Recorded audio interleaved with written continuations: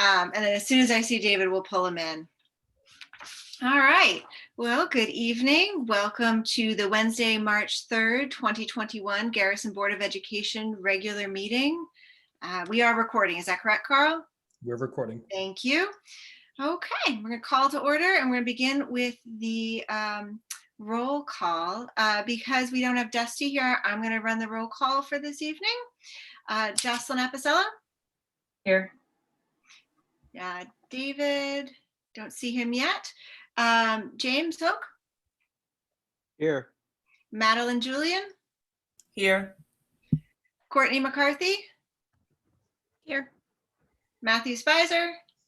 Here. And I am here as well. Next, I shall lead you all in the Pledge of Allegiance. Pledge allegiance to the flag of the United States of America and to the republic for which it stands, one nation, under God, indivisible, with liberty and justice for all.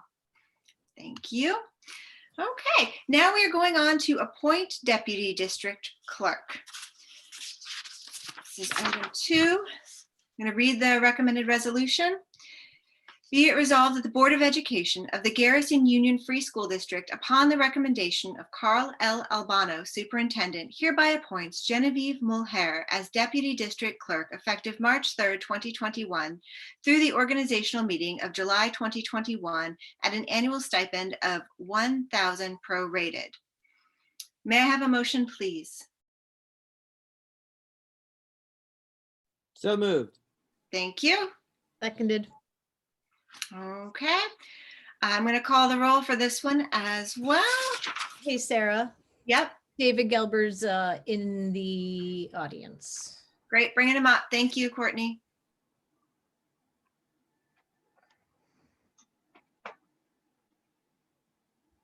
Genevieve, just make a note that he joined at 7:06, and Dusty will add that in. Okay, welcome, David.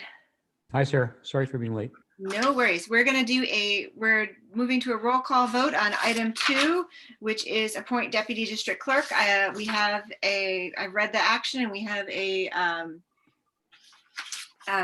motion and a second already. So I'm going to go ahead and call the roll. Jocelyn Apicella? Aye. David Gelber? Aye. James Hoke? Aye. Madeline Julian? Aye. Courtney McCarthy? Aye. Matthew Spicer? Aye. I vote aye as well. Item 3, appoint District Clerk Pro Temp. Be it resolved that the Board of Education of the Garrison Union Free School District hereby appoints Genevieve Mulher as District Clerk Pro Tempore for the March 3rd, 2021 Board of Education meeting in the absence of the District Clerk. May I have a motion, please? So moved. Thank you. Seconded. Thank you. I'll call the roll for this as well.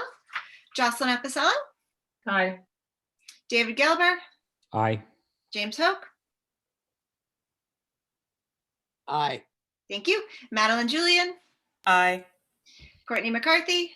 Aye. Matthew Spicer? Aye. I vote aye as well. Okay, going forward. Welcome, Genevieve. Thank you for filling in for Dusty. We really appreciate your time this evening. Next, I'm moving on to accept agenda changes. Does anyone have any recommended agenda changes? Okay, I have one I'd like to propose if no one else does. I would like to suggest, and I'm sorry to make your first night with us, Genevieve, a little more complicated, moving item 13, public comment, up to after item 5, so before the president's remarks. That will allow the public to comment after the presentations and not sit through all of the other items. Not that the other items aren't equally exciting and informative, but I thought that might be useful for everyone this evening. Does anyone have any thoughts? Go for it. I think it's a good idea. Okay, great. I'm sorry I didn't catch that before this was finalized. Genevieve, what I'd like to do is just say, change the recommended action to be it resolved that the Board of Education of the Garrison Union Free School District hereby accepts the agenda as amended. Does that work? I think so, Carl? Sounds good? Okay. So that's the recommended action, guys. May I have a motion, please? So So moved. moved. Second. Seconded. Okay, Genevieve, would you call the roll, please? Can I just ask who made the motion? I think James made it and David seconded. Thank you. And jump in anytime, please, if you have any questions. Okay. Hard on Zoom. Jocelyn Apicello, Aye. David Gelber, Aye. James Hoke, Aye. Madeline Julian, Aye. Courtney McCarthy, Aye. Matthew Spicer, Aye. Sarah Tormey. Thank you, Genevieve. All right. Now we move on to board communications and presentations. The first one is a discussion regarding the use of paper ballots for budget vote and board elections. We had some information presented to the board members on this. I will open it up for discussion as to whether the board feels we could accept this recommendation to switch to paper ballots for the upcoming election, which will save the district, I believe, an estimated $2,000. Carl, do you have anything you want to add on this? I will just add, because she's not with us this evening, or can't be with us, Dusty Callow, who really takes the lead with the election, is making the recommendation. She had some experience last year because we were remote due to the pandemic. And I think she went through 540 absentee ballots and did it fairly efficiently. Whether or not we would have that kind of turnout this year, but she is very comfortable. I don't think the decision should be made just based on the financial savings, although that's an added bonus. She actually believes it will be very efficient. Ordering the machines, there's a lot of time and arranging that has to happen to order the machines. Then they arrange delivery, move them into the right place, then secure them after the voting happens. So we really think we can do this without the machines, but that really is a decision that the board, would need to make. But Dusty, who's done many elections, is recommending it and would be comfortable with the process. David? So we would print up ballots basically and let people fold the papers, or however, what would the procedure be? Basically, David, there would be paper ballots and you would come in and vote. Probably there would be a table is what I envision in the gymnasium. We would have, enough pens or pencils. I'm sorry to say I'm not 100% certain which you have to. I think probably pen and ink. You would fill it out right there and hand it in to the election monitors, including Dusty. And it would be hand counted, obviously, by individuals. This is very low tech stuff, right? There's no scanning. Very, very low tech, and I believe Genevieve is scheduled to help this year. So there'll be two people handling the count, which Dusty estimates it would probably take no more than 2 hours. Last year when Dusty did the count, they did a live stream. So anyone who I did sign on and watch, anyone who wanted to could sign on and publicly watch the count to ensure that you could see what they were doing as well. I think it's fine personally. I can't see any reason to object to it. I agree. Sounds like Dusty would really be taking on the main component of this work, and she's certainly shown that she's capable, and she's the one recommending this, so I see no reason not to. I agree. Yeah. Same here. Will absentee ballots be also sent in advance? How will that work? Carl may be able to speak to this, but from my initial conversations with Dusty, yes, you can request an absentee ballot. We're still waiting to hear from the state whether they will require us to send absentee ballots like they did last year. That has not been required at this point. But please know that I do think anything can change due to COVID between now and when we actually have the election. As you recall, last year, everyone in the district was sent an absentee ballot. Carl, is that correct? That is correct. We don't have any word on it being required, but definitely absentee ballots will be available to anyone who needs one and request one. It sounds like we have consensus on this, and in the interest of keeping us moving forward, I'm going to go ahead then and move us on to, we'll let Dusty know that the board is comfortable with her recommendation, Carl.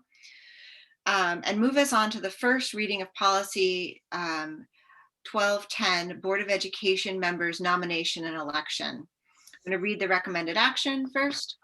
Be it resolved that the Board of Education of the Garrison Union Free School District hereby agrees to waive the 2-meeting rule and approve the first reading of policy 1210, Board of Education members nomination and election as presented and noted amendments. May I have a motion, please?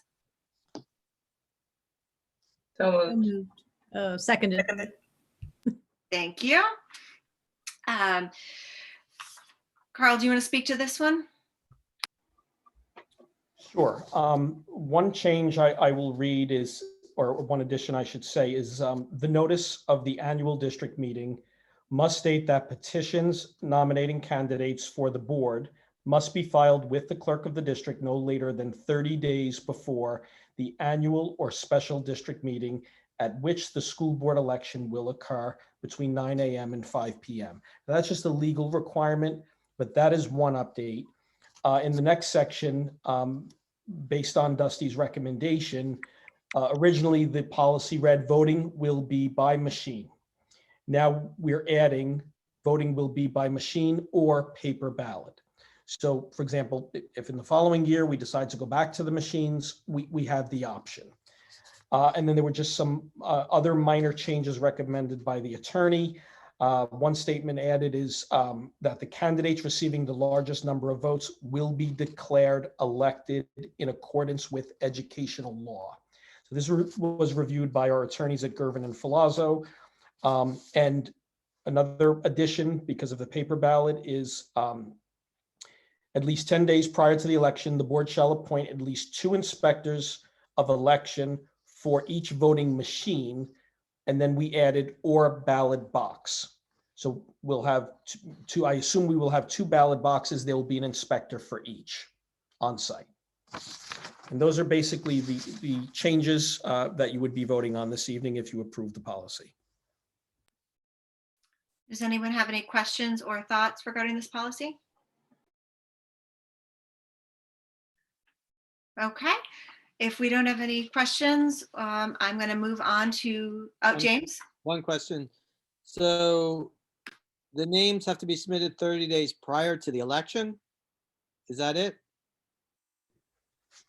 Let me go back and read the language. Yes. 30 days before the annual or special district meeting at which the board election will occur. So correct. The question is whether that's enough time to generate names for the ballot. We've always had that. I believe it's been 30 days in the past. as Always well. been 30 days? I can't remember. Yeah, it's always been mid-April to mid-May when you send in your petitions. So and we've not had an issue that I'm aware of. As long as there's enough time to generate a ballot, you know. James, I'm confident it is. I know Dusty looked at it very carefully, and she would be the one responsible for it.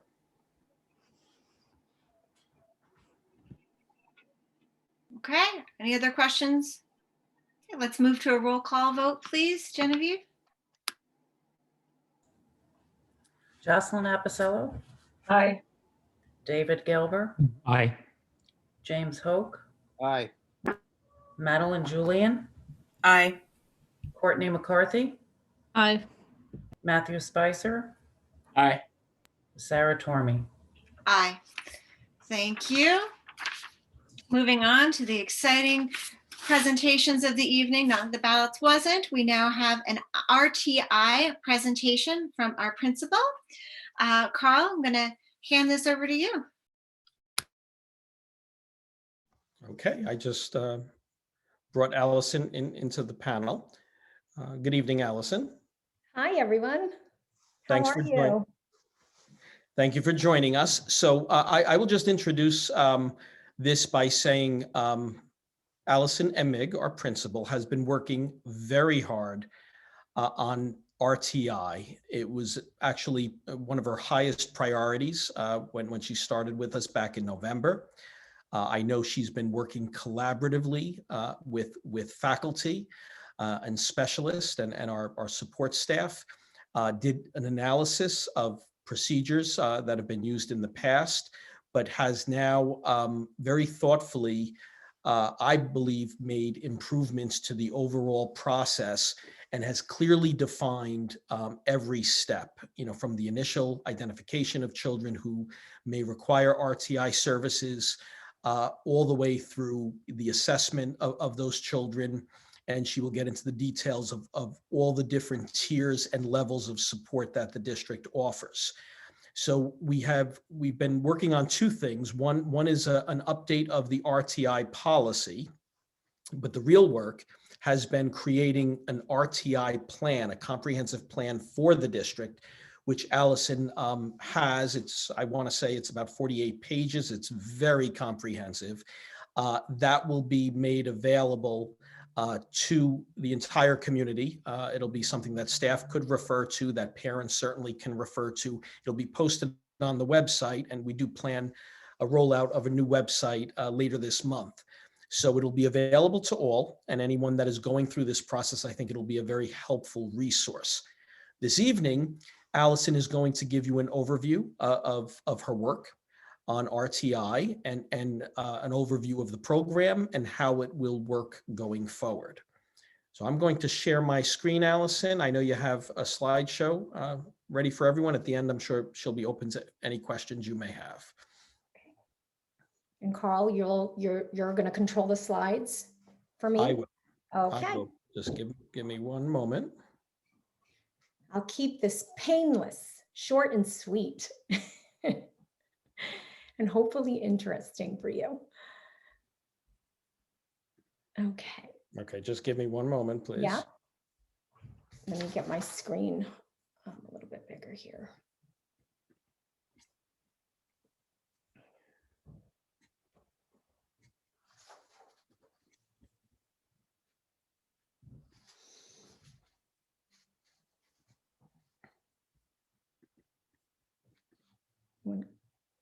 Thank you. Okay. Well, like Carl was just explaining, our response to intervention program has been, existent for several years. It's part of a New York State requirement. And we have an incredible RTI intervention team at Garrison already in place. And many of you know the very famous Julie Green, who is an incredible interventionist. And we also have Ms. D'Onofrio, who is also an interventionist.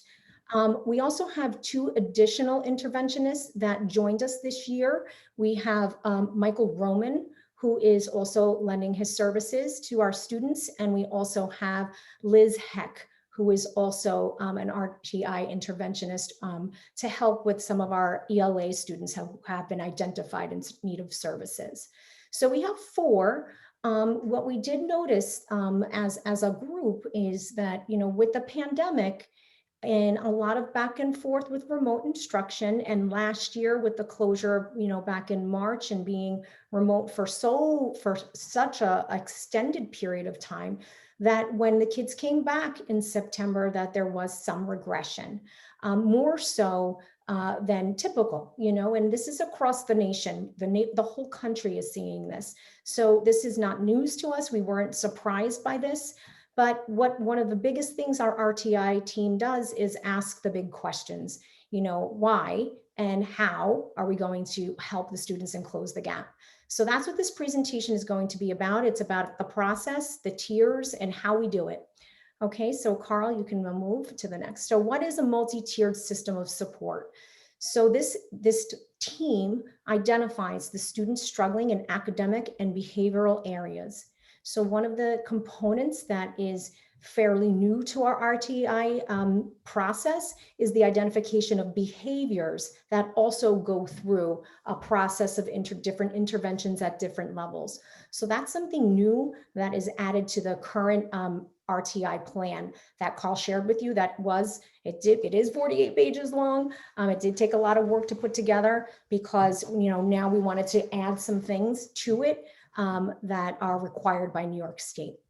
It also provides students with systematically applied strategies and targeted instruction at all different levels. All of the different tools that we use and the interventions and programs are all scientifically research-based, and they include very explicit instruction, and it's very systematic as well. Okay, Carl?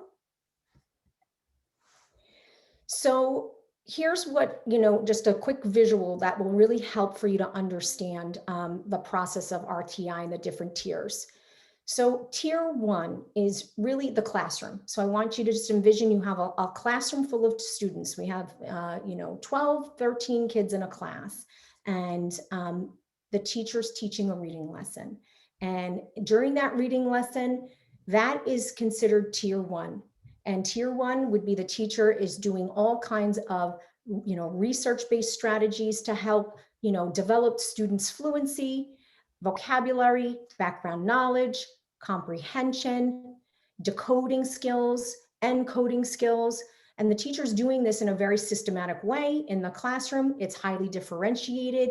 The teacher will be pulling small groups and doing small group instruction, maybe working with pairs, working with individuals. And it's just part of the classroom routines. It's embedded. So tier 1 is that whole group instruction and small group instruction that's embedded. Now, let's say that over time, the teacher starts to recognize that there are students that might be struggling in that tier 1 whole group setting. Then the teacher can then make a recommendation to the RTI team. The RTI team would use data that has been compiled, and we're going to go through that data, and we'll go through criteria in a minute, but together as a team, they'll reflect on that data. And it's not anecdotal. This is not like, well, I think the child might qualify for services to go into tier 2. It's a lot of different pieces that are reflected on and analyzed. And then from there, the teacher can say, you know what? And the child now needs tier 2. So what a tier 2 intervention would do is really, it's more rigorous, it's more explicit, it's the duration of instruction would be lengthier across the week. So it could be pull out. In most cases, it is in a pull out situation where the student can be pulled out in a very small group. And it might be 3 times a week, it might be 4 times a week. There's more intensity involved with the instruction. And so then those interventions would be definitely more explicit and systematic still, and just more rigorous. Data then would be collected and reflected on again to determine whether or not the student is making progress. If the student is making progress and it's progress monitored and you have the data to support it over time, then the team can come back together and say, you know what, child's doing awesome. We're going to have now the child go back into tier 1, no longer need services in tier 2. We've closed the gap. Child's reading beautifully, and we're good to go. Or in some cases, we have to ask questions and say, wait, why is this student maybe not, making the progress that's necessary, really not closing the gap? Maybe the pacing of the instruction is a little too fast for the child. Maybe we need more. So at that point, you reflect on the data, and then you make a determination as a team whether or not the student should move to tier 3. And that should be a real small group of students in tier 3. We don't want, 10 kids in a group of 20, 50% of a class to be in tier 2 or tier 3, because that then would really send a message that there's something going on in tier 1 in terms of the core instruction. So that wouldn't be, we want to see a small group, maybe 2 kids, maybe 3 kids tops, that are going to be in tier 3. And those are students that we're really closely monitoring. Those are our at-risk students. Those students might be, ready to move to the Committee on Special Education and make a referral to the committee and really kind of do a deeper dive into looking at why the student is struggling. And then at that point, we might have to make a decision that, you know, we are going to make a referral to the Committee on Special Education. We need more information. Maybe there's an underlying learning disability that we need to uncover, do more testing. But before we even jump to that, we don't want to jump to conclusions and automatically assume that the child might have a learning disability. We as a team and as a district, we're committed to, you know, going through this process and making sure we've done everything in our power to give that student, you know, what they need before we jump to the CSC. So it's very preventative. It's a very proactive approach. It's very much embedded in the whole concept of collaboration and problem solving so that we can really target, you know, individual students. Okay, Carl? So like I said before, the framework that Garrison uses is a 3-tier system. It's research-based. We used universal screenings. The 2 universal pieces, you know, of the screeners that we use a STAR assessment, and the STAR assessment I'll go into a little bit more detail later, but that assessment is a benchmark that we administer 3 times. We'll do it in the fall, in the winter, and in the spring. And it'll assess early foundational literacies, and it also will assess math, the foundational skills for math. And then we also have, we call it short F&P. So really it's Fontes and Pinnell. It's also a research-based systematic screener and assessment tool. It's really, but for that particular tool, it's a developmental reading assessment. So it's not standardized like the way the STAR assessment is standardized, which gives you like a percentile rank. And so it'll give you like a age equivalent and a percentile rank. Whereas the F&P, it will give you more of an assessment on where is the child's reading level at? Is the child 1 grade level behind, you know, in reading, or 2 grade levels behind in reading? So it's going to break it down in that way. And then at that point, the framework that Garrison's committed to is a decision-making process that's really centered around asking really good questions about the student. And, you know, why is the student, you know, struggling? And then as a team trying to analyze that data, really scrutinize the data, just tear it apart to figure out, is it a decoding issue? Is it a fluency issue? And I'm speaking to reading because it's also, this RTI is also math and behavior. We also do the same process for math and behavior, but I just want to stick with reading as an example because this way you can understand, you know, just how kids flow in and out. It's very fluid from tier to tier. So we assess vocabulary development, comprehension.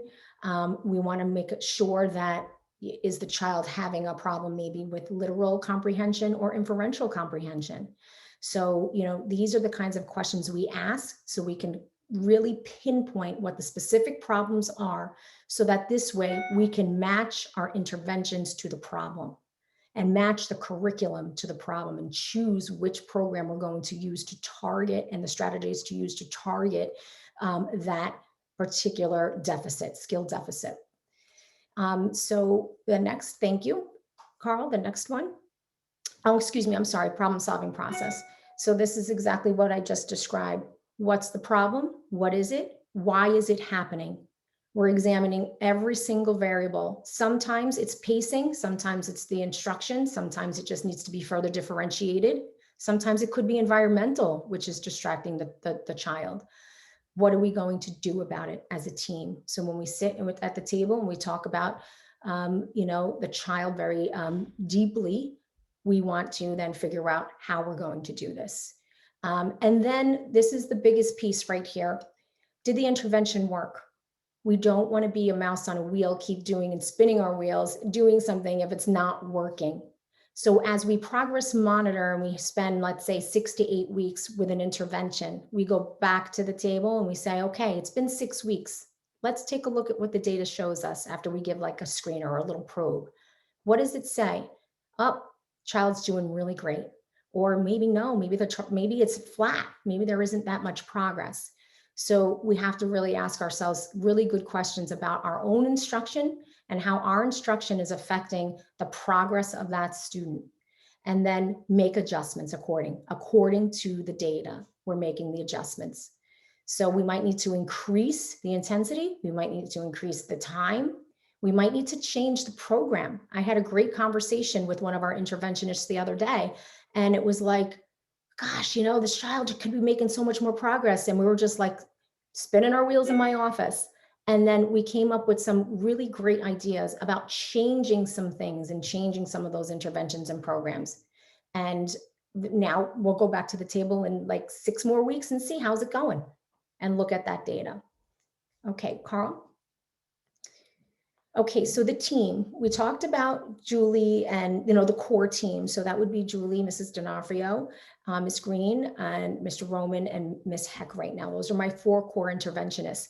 But the one of the main interventionists that I'm not even mentioning here is the classroom teacher. So the classroom teacher, that is a tier 1 interventionist because she's with the child all day long, and really understands what motivates the student and what are the interfering variables that can impact their learning. So the team is comprised of the classroom teacher who collaborates with the interventionist. Then we also bring in like our speech and language therapist, because if we determine that there might be like a language-based issue, maybe it's receptive language or expressive language, we want to tease that out and have someone like Marissa Gargaro, our speech and language therapist, weigh in as an RTI specialist and come in and say, here's some really great strategies that are going to help develop vocabulary, or here's great strategies for expressive language. And she's going to be an asset. And those are those little subtleties and changes to the program that we've been doing now and that we will be doing, is having someone like her be involved routinely as part of the RTI team. So we also have our occupational therapist might have to weigh in, especially if we determine if there is a writing issue that in terms of written communication maybe is more of a fine motor issue, and not necessarily a communication language issue with getting language on the paper, but maybe it's really an occupational, an OT issue, a fine motor issue. So the team, it really is, it's big. It's a big team, but we need it when you have issues with students and their learning, you need to have that team weigh in and solve the problems together. Okay, Carl? So like I said before, we have the assessment criteria. So I just put up, I wanted to show you just some numbers because I think it's really important to understand that our decisions are grounded in data. So when we go back to the table and we see that a student might have scored in the fall, that they scored, let's say in the 20th percentile on the benchmarks, that would indicate that, there's a red flag, that child could potentially qualify for a tier 2 service. So, and when you take that score and you also fold in another score, let's say the F&P, the child also doesn't do so well on the F&P and doesn't do so well on the other screener and the STAR screener, and scores, let's say in the 20th percentile, like I was saying, that would be like 2 pieces of data. So you want to use multiple measures. Multiple measures is really critical here. That's 2 pieces of data that would indicate that there's a red flag and that we need to get in there and figure out why. And then we also use things like the state assessment too. So when we get the results back from the state assessment, did the student score a 2 out of the 4 or 1? That would be another red flag for us. That would indicate, something's up. We got to get in there and figure out what it is. That would be a 3rd measure. For our middle school kids, we would be looking at, summative assessments. Let's look at the test scores. Let's look at quizzes and their report card grades. So there's lots of pieces of data that we're using to make the decisions. And we want to make sure we want all kids. The goal is to have all kids back in tier 1 as part of just their general instruction. We call it the core instruction. And that's where we want kids to live. And if they go to tier 2, we want to, not have them live there forever and stay there forever. And certainly at tier 3, we want to get them to tier 2 as quickly as possible. Okay, we want to avoid going to this Committee on Special Education. We want kids to feel good about their learning. We want kids to feel great, and we want to close the gap, their learning gaps. Carl, you want to go to the next? So we have our instructional programs. This is just a sampling of what we use. So for our ELA programs in Tier 1, we have Wilson, our foundations. It's a K2 program that teaches phonemic awareness. So it's all phonic skills and encoding. So that program really is done, I want to say K2, even in third grade. Kids typically would graduate out of a foundations program by the end of third grade. And then at that point, they should be fluid readers. They should be able to read multisyllabic words, have pretty decent word attack skills. And that program, will address all of that. And we also have our reading writing workshop. That's the TC units that we always talk about, our Columbia Teacher College units. That would all be part of Tier 1. Your Tier 2 could be Wilson Foundations, but it's a double dose. So now you're doing a lot more of that. And then a Tier 3 for reading would be things like our Wilson language training. And that is really delivered by somebody who is certified in Wilson language.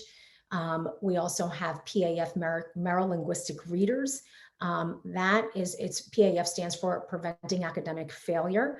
And that is a very systematic, highly systematic reading approach that teaches students how to decode and really builds their fluencies.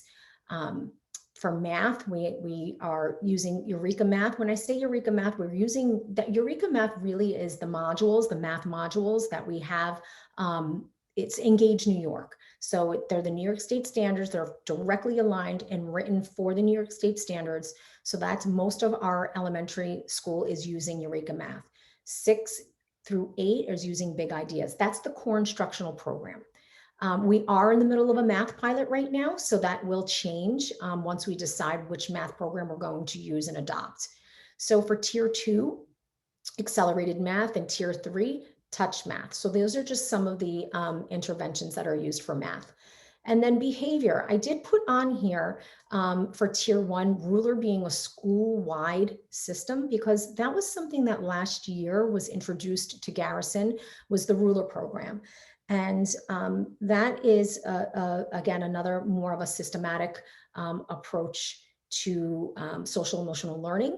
And it's, in fact, on Friday, I actually have a meeting with our Ruler coach because it's something that I need to learn. I'm really excited about this. I have a lot of knowledge about the program in general, but like not the implementation piece of it. So for me, this is all going to be so new and exciting. So we do have a meeting on Friday. And it's all positive behavioral supports that we put in place in Tier 1. The behavior management systems that teachers use would be part of a Tier 1 intervention. Maybe it's token boards and things like that. So let's say a child is struggling though with their behavior still, and they're not really, I guess, responding, let's say, to some of the classroom management systems that are put in place in Tier 1, then they might need small group. They might need to be pulled out and have guidance with Mrs. DiDiego, or go to Mrs. Van Decker and have like a couple of sessions with Mrs. Van Decker. And if that doesn't work, and we go back to the table and review the data, and we still see that the child is struggling with behavior, then we go to Tier 3. And Tier 3 we might need to use Vital's behavior. We use Vital behavior, and they come in, they're consultants, they're behaviorists, and they help to develop behavior intervention plans for our students and really target very specific behaviors that we want to decrease and extinguish. So that would be a Tier 3 intervention. And Carl, one of the things that I want to end with is that because of COVID and the impact that COVID has had on our kids and the teachers and the community, I am so impressed already that we've had, in a short period of time, 20% of our kids graduated out of RTI already. So what that means is they came in, they got identified, they came in, they got the services, they were assessed and progress monitored, and then we came together at the end and said, you know what, they're ready. They can go back into Tier 1 and not have to be pulled out anymore. The gaps are closed, but we still want to keep an eye on it. We don't want the child to regress again.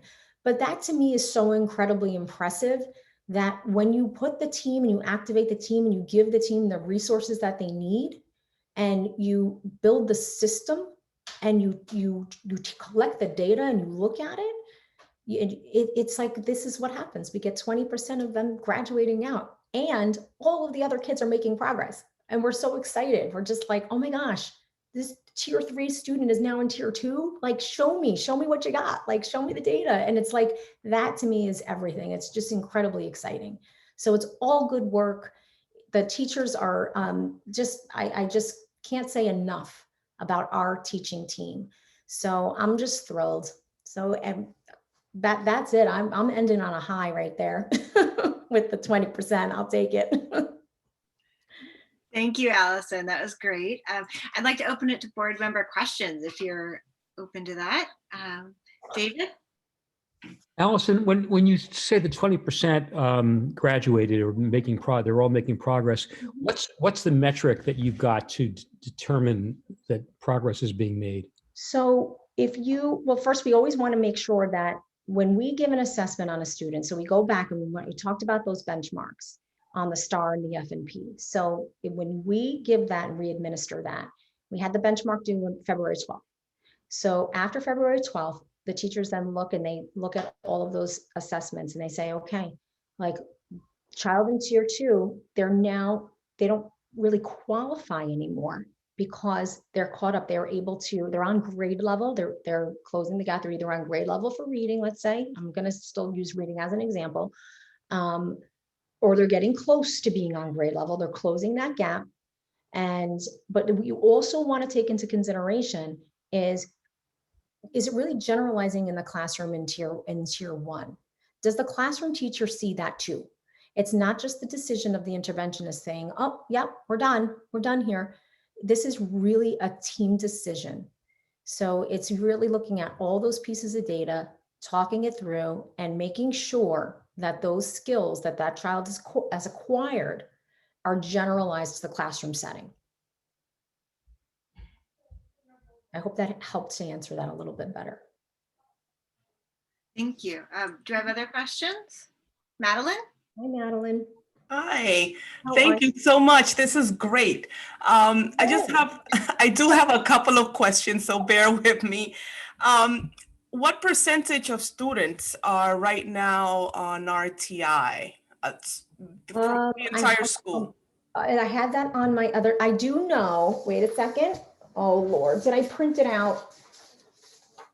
I have the percentage. So I had it broken down by grade level. So I have to dig it out. But I know that, let's say in first grade, we did have a large percentage that were identified in the fall. We had roughly 40% of a class that was identified. That's high. So I'll just give you that one piece, that right there. And because the bulk of our RTI students are going to fall at the first and second grade level, first, second, third grade. We don't really see a lot of RTI in kindergarten because we're not going to expect a lot of those skills to be fully developed. So they're just still so young. But in first grade, when we do those benchmarks, we're going to get in there. So, but the good news is that when they were identified, we had like 40% of them identified. We now, a few of them already graduated out, and so many now, I think relatively soon we're going to have almost, I would say all of them will be graduated out back into tier 1, most of them for sure.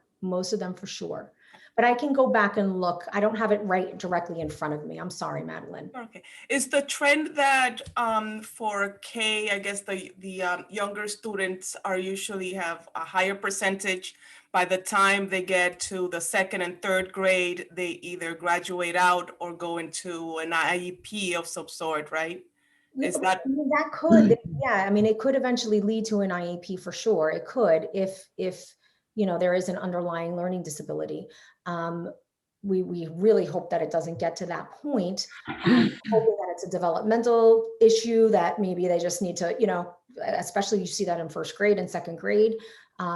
It's skill development. They just need more time to develop those skills.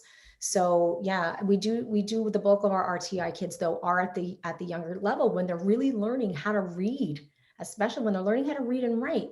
We really want to be able to, and that's why it's so important that early intervention is so critical. It's so key. We spend a lot of our energy right now, intervening in those lower grades right now.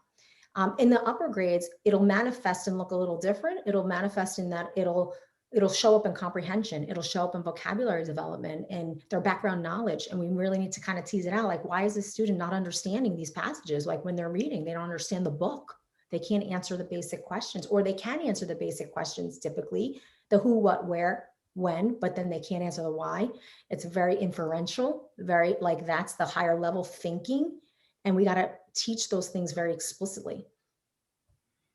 Thank you. And I guess the last question is, because we are going to talk about budget later on, and this is all based on data. It'll be good to just see maybe in the next meeting and understand if additional support services have to be allocated for next year for RTI. You mentioned there's the OT, and then also there's a lot of language, and we have the IEP students that will also need that support. So we want to make sure that we have enough to support both the IEP and the RTI for next year. Absolutely. Yes. I'm always keeping a close eye on those numbers too, for sure. Wanting to, I think about that too, but my goal is to, I always say, you want to work your RTI interventionist out of a job. That's what you want, because you want the kids to graduate out, so I'm hoping I'm not going to need as many. But we definitely, always keeping our eye on those numbers, making sure that we have the necessary resources to make it happen. Thank you. You're welcome. I have a quick question as well. What is a parent's role in this process? So are they notified at a certain point, and are they given goals? Okay. Yes. So like when we identified students that were going to go into tier 2, I have a letter and I send the letter to the families. And so the family then is aware. And then I just like recently had a student graduate out of a math RTI session. And then the parent then would be notified that they have been exited out, that they no longer need the services. And then they are kept up to date throughout the process, like how is it going? So parents are a big part of it. And at any given time, parents can, ask for more information. At some point they might say like, listen, I want to have some educational testing done. I want to figure it out. I want to see what's going on. Especially if we're at the tier 3 stage, that's when those conversations really happen, at the tier 3 stage. David? David, you're muted.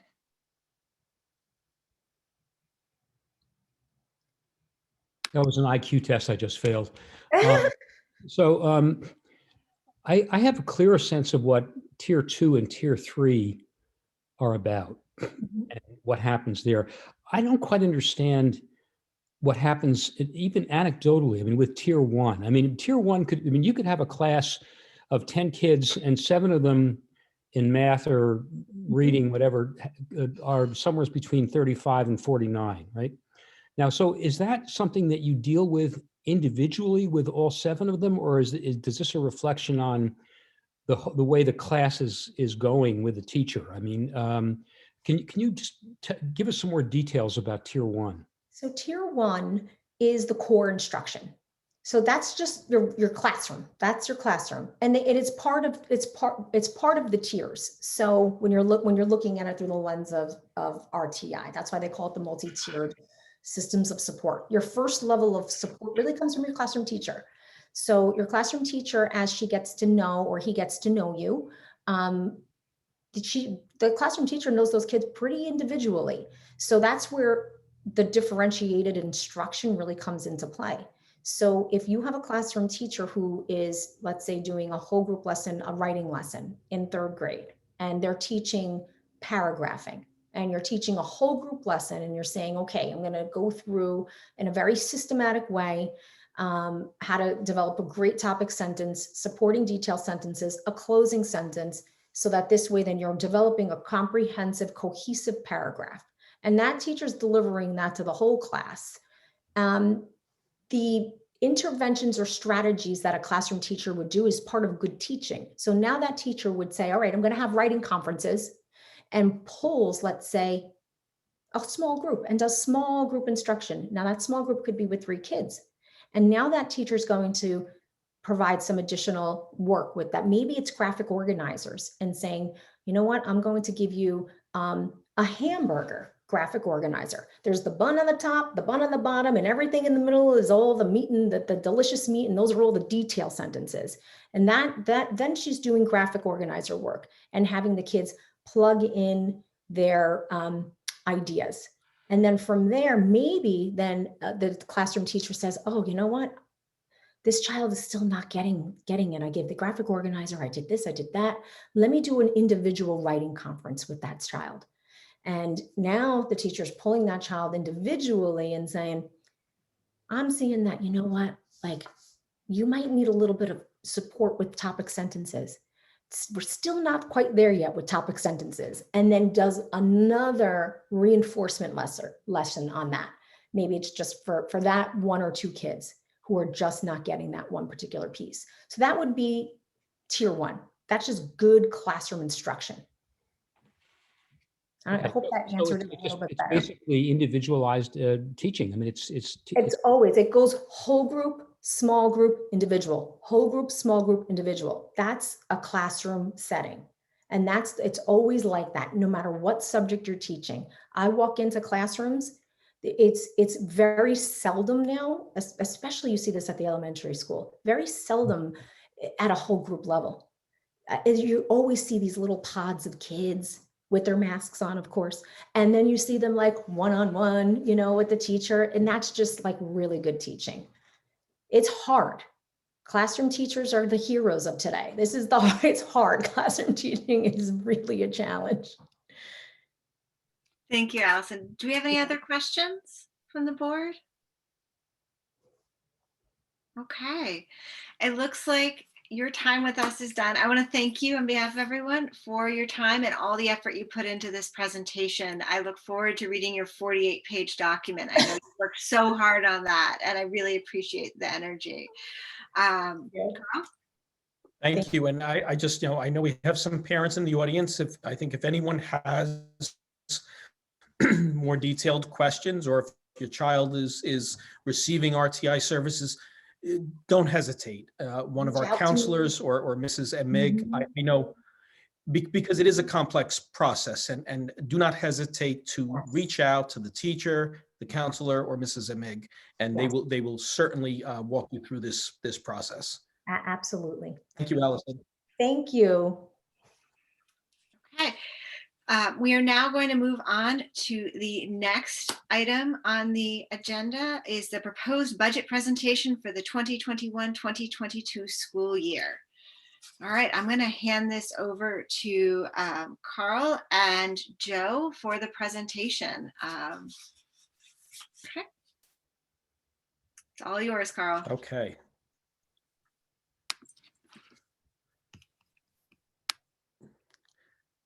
Okay. I just shared my screen. What everyone should be able to see is the 2021-22 budget presentation. And Joe Jimick, I'd like to just start by complimenting Joe. As the board knows, but the community may not know, Joe started with us on February 1st. So that's, usually budgets typically the process starts in December internally. and through January, the admin team is working on this with input from faculty. And then the board and the finance committee starts to get involved around January, February, and then it leads to this, first public presentation. We had to really, really speed things up and work hard. And Joe did an outstanding job starting on February 1st, analyzing past trends in spending in a very complex year where there's some unusual expenditures, and he just did a phenomenal job. So what we're going to walk you through is I will start, with the narrative of the budget and talk about the goals. And then about halfway through, I'm going to turn it over to Joe Jimick, who will really get into the financials of our proposed budget. So let me begin by just talking about some objectives. Joe and I met with our finance committee, Sarah Tormey, Courtney McCarthy, and James Hoke, And I thank all three of them for their input. They contributed very valuable insights into this process. But we were all in agreement that we wanted to really do a great job being transparent this year. So, the first goal is to have a transparent budget process for our community and in collaboration with the district's finance committee, excuse me. Another goal was to stay within the allowable tax levy. That is something that Garrison has done for many years, stayed under the tax cap, and we intend to continue that as long as possible. And it does look like this year we are still able to add new program and enhance the educational experience, but also remain under the allowable tax levy and be responsible to the taxpayers. The next bullet just talks about actual spending. I touched on this in my intro.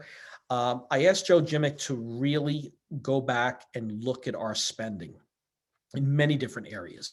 High school tuition, special education tuition, facilities, operations, cleaning budgets, educational, of course, personnel, which is the bulk of the budget.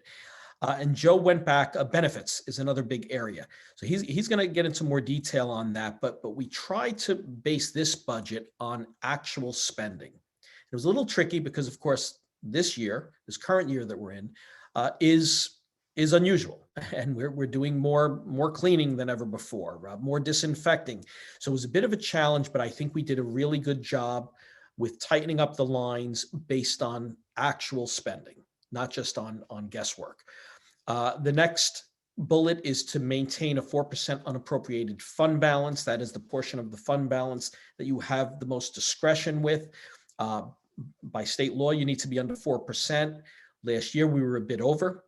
Part of that was because we suspended transportation at the end of last year. There was some savings. There was some surplus at the end of the year, and it put us over 4%. We were, I guess, somewhat relieved. There was a time where we thought we would lose state aid. It appears right now that we will not lose state aid, but being a little over the 4% was, I guess, somewhat comforting, simply because if we lost state aid, it would have helped us through this year. The next bullet is to manage debt service. So the board, I believe, is well aware, but the community may not be, that our last major capital project was the new middle school wing and gymnasium. That debt payment ended this year. We will be making our last payment to that borrowing that we did years ago. However, we are beginning a new extensive capital project, and we will start to borrow after construction begins next year.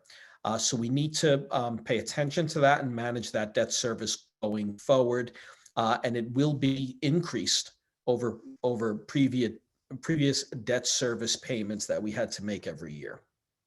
Next bullet, aligning human resources to support the district's goals and initiatives. We took a really careful look at HR, and that is about 75% of what we spend is on human resources, and we wanted to make sure that we were getting the most value out of the different positions in the district, and we looked at the many different goals and strategic plans that are being finalized soon, and we wanted to make sure that we had the model in place to support all of those exciting initiatives. Lastly, the coherence plan is something that is not complete at this point. We are in the, after the first stage, we have the vision of a graduate, and I'm going to flip to that. Now, this is a draft. I want to emphasize that, but we have a committee of 14 community members, parents, faculty, board members, administrators, all working together with our consultant, Jonathan Costa.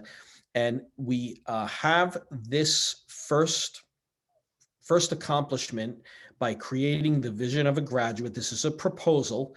We are currently receiving feedback from the community, and I will send out a reminder thought exchange link by the end of this week. And we'd like people to take a good close look at this. But basically what you see here are the dispositions that we would like our 8th graders to have when they leave GUFs, and also the skills. So you have 3 dispositions, 3 skills, and 3 different categories for each. And basically, we're trying to focus on the student. What outcomes do we want for our children? And then what will follow once we are finalized with this portion of the process, then we will get into the strategic planning. And a lot of that planning will continue into the fall. Our planning team has talked about not waiting until the strategic plan is completed to move forward on certain goals and certain initiatives and certain opportunities that we see as obvious things for Garrison to pursue. And I'll elaborate a bit more as I move on in the presentation. But first, let's just talk about class size. I know this is of interest to all parents in the community and of course faculty as well. So what you see is on the left-hand side, we have our elementary classes, the actual enrollment for this year. In these numbers, we do have the vast majority of our children are attending school in person, but we do have some students still learning remotely through the iTutor program. But I'm including both because they are all currently enrolled here in Garrison. And these are the sections. When I say section, there's either one teacher for example, 22 kindergarten students, or in 5th grade, for example, you have 2 teachers teaching 24 students. There are 12 students in each section. For next year, what we are projecting is this column here. These are the projections. The most challenging grade to project is kindergarten, as you would imagine. Mrs. Emig just completed early kindergarten registration. We registered 12 students. And in our experience, that number always goes up, sometimes right up until the opening of the school year. So that we do expect that number 12 to go higher. So right now we are projecting 18 based on past patterns. Could be a bit less, could be a bit more, but we're very comfortable that we would be one section with a class size of 18. And Ms. Ricky is an outstanding teacher, and we are very comfortable in that. And that is an oversized room that we have set up for kindergarten. The current kindergarten class, as they move to 1st grade, that would be Miss Katz, and I won't go through each and every teacher by name, but basically we are confident that our teacher would work well with these students. And by the way, in K&1, there is always a paraprofessional in the room. There's an aide. So there's an extra person helping with those classes. In 2nd grade, right now we're projecting 17, a little bit of a smaller class size, but one section there. In 3rd grade, 20 students in one section. Now, 4th and 5th, what you see 2 sections. And the reason for this is in recent years, we have our 4th and 5th grade teachers working in a departmental model, but only partially departmental. So what that means is for 2 subjects, the teachers are with one teacher, and for 2 subjects, the teachers see another teacher. So this year, the teachers are switching due to COVID. In the future, of course, the students would be able to switch, and only for 2 subjects. And I think this is a very good model because in the middle school, it's a way to get students accustomed to working with different teachers. It enables the teachers to specialize in a subject. So we have teachers working, the person who has, the desire and the expertise in math may take the math section, although our elementary teachers really can teach every subject and they are experts in every subject. But we have this divided up. It's a departmental model. It has worked really well. And we're proposing to the board that we maintain 2 sections of 4th and 2 sections of 5th, primarily to maintain that departmental model. Now, middle school, the numbers are pretty solid on every grade level. And we right now this year have all 3 grade levels in 2 sections, which gives us very desirable class sizes, as you could see. Next year, we're projecting 27 in 6th, 29 in 7th, 28 in 8th, 2 sections of each. And again, you see 14 or 15 per class, which is a very desirable class size, but it works out well. The other thing I should mention, one other consideration is that next year we have to anticipate that all the protocol, the cleaning protocol, the social distancing protocol will be in place. Hopefully at some point in the future, we will be able to ease on all of those protocol as the the virus is under control, but we're not there yet. And I think it's prudent to plan next year with this idea of maintaining all of the protocol. And with these class sizes, it will enable us to do that. Next, I will get into the budget highlights. So here's what we'd like to accomplish. And this really speaks to that goal of trying to align our human resources with a lot of the goals and programs that we want to implement. So the first recommendation is adding one full-time environmental education science teacher. That person would work with all grade levels. We've done some really good environmental work in the past. This year, it was a bit more of a challenge just due to COVID, but we'd like to get back to that. But what I really would like to see is an aligned approach to environmental education in grades K through 8, a continuum. So something very thoughtful where every student is learning. It, of course, would be more basic in the primary grade levels and become more sophisticated as you move on into middle school. But to have a person leading this and also organizing all of the range of resources that we have. This is one of those things where it seems like just an obvious opportunity for Garrison, where I would say uniquely positioned with the natural resource of the forest, with so many human resources within our community, the community of Garrison, the surrounding communities, organizations like Audubon, T-Town, also Putnam, Northern Westchester, BOCES has a very solid environmental education department, and someone to coordinate and partner with these organizations and really have a comprehensive program, I think would be exciting. And I think it would be aligned with our vision of a graduate and our soon to come strategic plan. The next bullet is adding one full-time director of technology and instructional support. To elaborate a bit on this position, technology this year, it's no secret, has become more important than ever due to the need to have remote learning. I do think hopefully a lot of the remote learning is behind us, but I don't think it'll completely go away. I think there will be some things that we hang on to that can be really exciting for education. We've learned a lot of valuable lessons. It's ways, we certainly, our Spanish class could be, collaborating or interacting or, meeting via Zoom with a class, from Spain or from South America. And, that is really exciting to us. And I think we're going to see some permanent changes out of something that was, I guess, a real challenge and a real negative. We may see some real positives. There's a lot of oversight, of state reporting, of behind the scenes work that districts need to do in the area of technology. There's a lot of security measures that need to be handled and handled properly to make sure our students are safe and secure with the technology that we are using.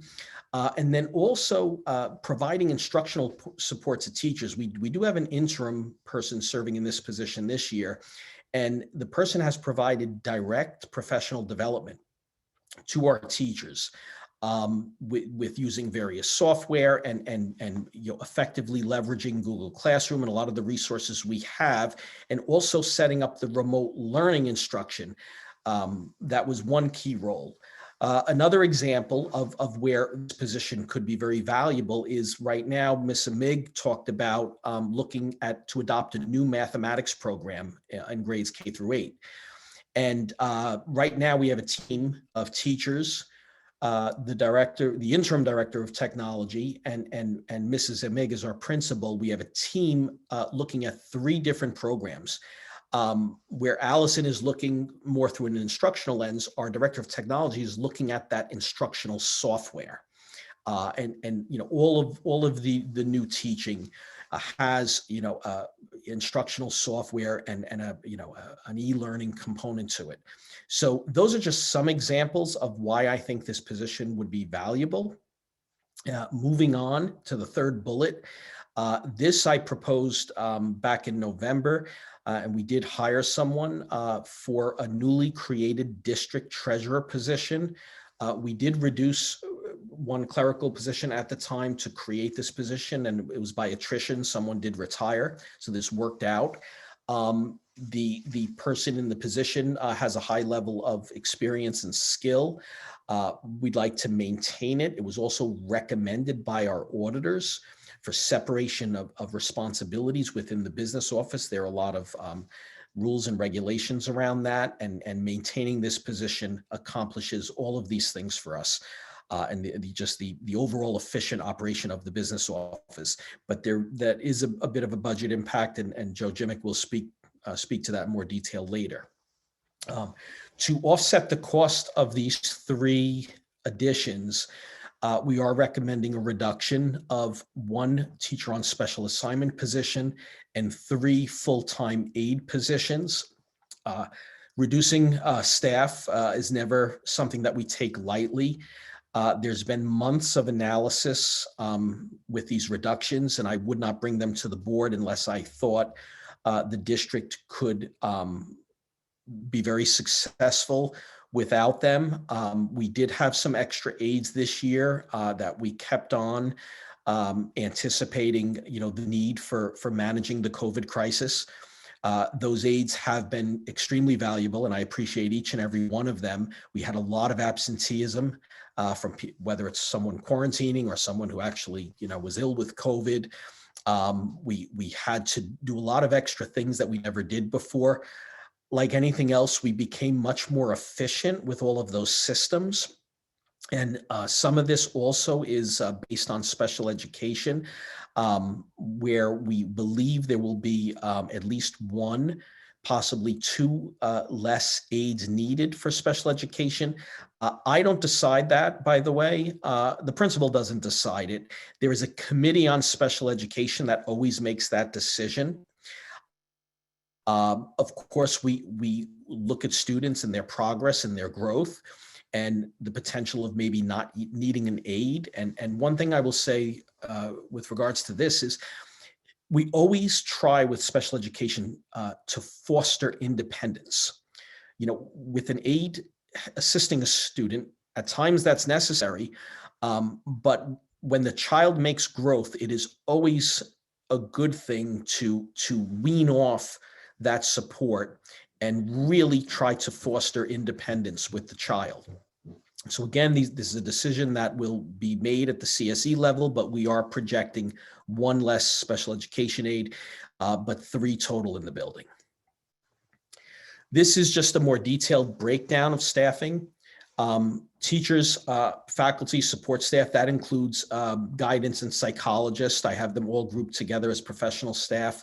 In the budget, we started with 26.57. That's what we maintained. I am proposing 1 addition going up to 27.57, and that 1 is the environmental science teacher. Aides, the original budget did have 9. We did only start the year with 8. We were satisfied with having 8, but again, I'm proposing a reduction of 3, and next year we would have 5 aides. The administrators is 3, which we're budgeted for, 3 now, although we do have an interim.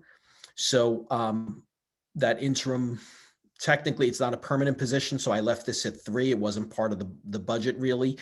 But I am proposing 1 extra, and that is the Director of Technology and Instructional Support, an addition of 1. And here we do have 1 TOSA, which is a teacher on special assignment. That position we believe is no longer necessary. So although we're maintaining it at this point, I am recommending that that position be eliminated from next year's budget, and that is a reduction of 1.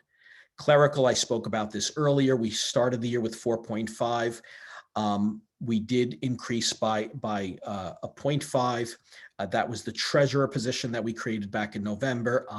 It's working out really well, and I recommend we maintain that. But from budget to budget, you have an increase of 0.5 or a half a position.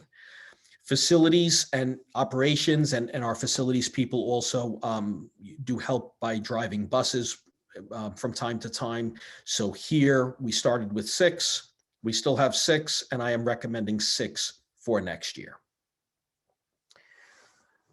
Next, continuing on with budget highlights. Now, this is talking more about programs that we want to implement, and the budget will support us adopting a K-8 mathematics program aligned to the next gen standards.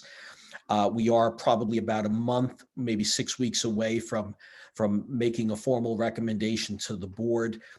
We did get some pricing, and it is in approximately that $30,000 range for a full comprehensive program with all the training and all the software and all the manipulatives and all the materials that go with it. The next bullet is continue working with our balanced literacy consultants. They've done some really good work on helping us align K-8 ELA with the next gen standards, but we believe there is more to do. And we want to continue with them. And we are actually currently in the process of hiring a new middle school English teacher. So I think it is important that there is alignment K-8. And we do have a budget line for professional development in that area. Implement a K-8 environmental education program. There is the position, but then there also is money for programs, field trips, materials that may be needed. Outside organizations coming in and working with our children. So there's a full, complete budget to do this the proper way, and that is very exciting. The last bullet we talked about, and we analyzed the middle school quarterly classes. So you have your core academic, but then we have these 10-week courses. And actually right now, one of the 10-week courses is called Flex Period, but it is somewhat like a study hall. And we think we can do something more valuable with the time. And in grades 6, 7, and 8, we're recommending to implement a STEAM program: science, technology, engineering, art, mathematics, and have the kids do some really exciting work. We don't have the curriculum all figured out at this point, but we are already brainstorming. And I will give you some examples. Some ideas that have come up are engineering, robotics, coding, definitely covering digital ethics, renewable energy, situational problem solving. Those are just some of the ideas that we're brainstorming, and we think this would be really exciting, and we think our students will embrace it and do well with it. Moving on with programs, this slide, what I tried to do is group together a lot of the things that cover SEL. Allison touched on this during her RTI presentation, but providing a comprehensive developmental school guidance program for grades K-5. So our guidance counselor and school psychologists do an amazing job right now. They have a lot of groups and support for individual group students. They also go into classrooms and do teaching, but what I would like to do, and it's something we believe we can do budget neutral, is relieve our guidance counselor of teaching health classes and have her go into K-5 and provide even more direct instruction to our students. And that'll be a collaboration with the classroom teacher. So it would not be a prep period for the teacher. It would be, the counselor and the teacher working collaboratively to deliver more instruction. And that we think will be an enhancement, and that really doesn't have a budget impact. But the next bullet, the SEL program, Allison mentioned this. The training started last year. It did stall a little bit with the pandemic, but we have picked it up now. We do have a team in place, a leadership team to implement this program. They're going to be providing turnkey training to our staff, but the Yale Ruler program is widely recognized as an outstanding SEL program. The acronym stands for Recognizing, Understanding, Labeling, Expressing, and Regulating Emotions, and it's something that our staff has embraced. And we would like to continue to support that going forward. This budget accomplishes that. DBT was also mentioned in Allison's presentation. Dialectical behavior therapy. This is first started with some of our special education students. We've kind of moved it into our gen ed students. You saw it listed as a tier 2 intervention for RTI, and we're seeing wonderful results from it. So it is something that we would like to keep in the budget because we're having a lot of success with it. The next bullet, the budget includes funding for district-wide equity initiatives, including audits, consultation, professional development, and curriculum. Our anti-racism and equity task force has done a lot of work. We're just about to finalize a proposed strategic plan that we'll be sharing with the board at their next meeting. And we have a lot of really good proposals to move our district forward with equity work. And this budget will have funding to bring in potentially an outside organization. Again, I don't want to assume that the board will accept every recommendation, but if they do, one of them is to do an equity audit. And that's just an example. Continue with a lot of professional development. And also enhancements to our curriculum that create a more diverse and balanced curriculum. With that, I'm going to invite Joe Jimick to take over at this point and get into the financial aspect of the budget. So Joe, are you ready? I sure am. Thank you, Carl. I really appreciate it. So what we're going to do now is talk a little bit about the tax cap. We are several years into doing the tax cap for our budgets, and it applies to all the school districts. It is there to restrain the growth in property taxes, and it's limited by several growth factors. Next slide.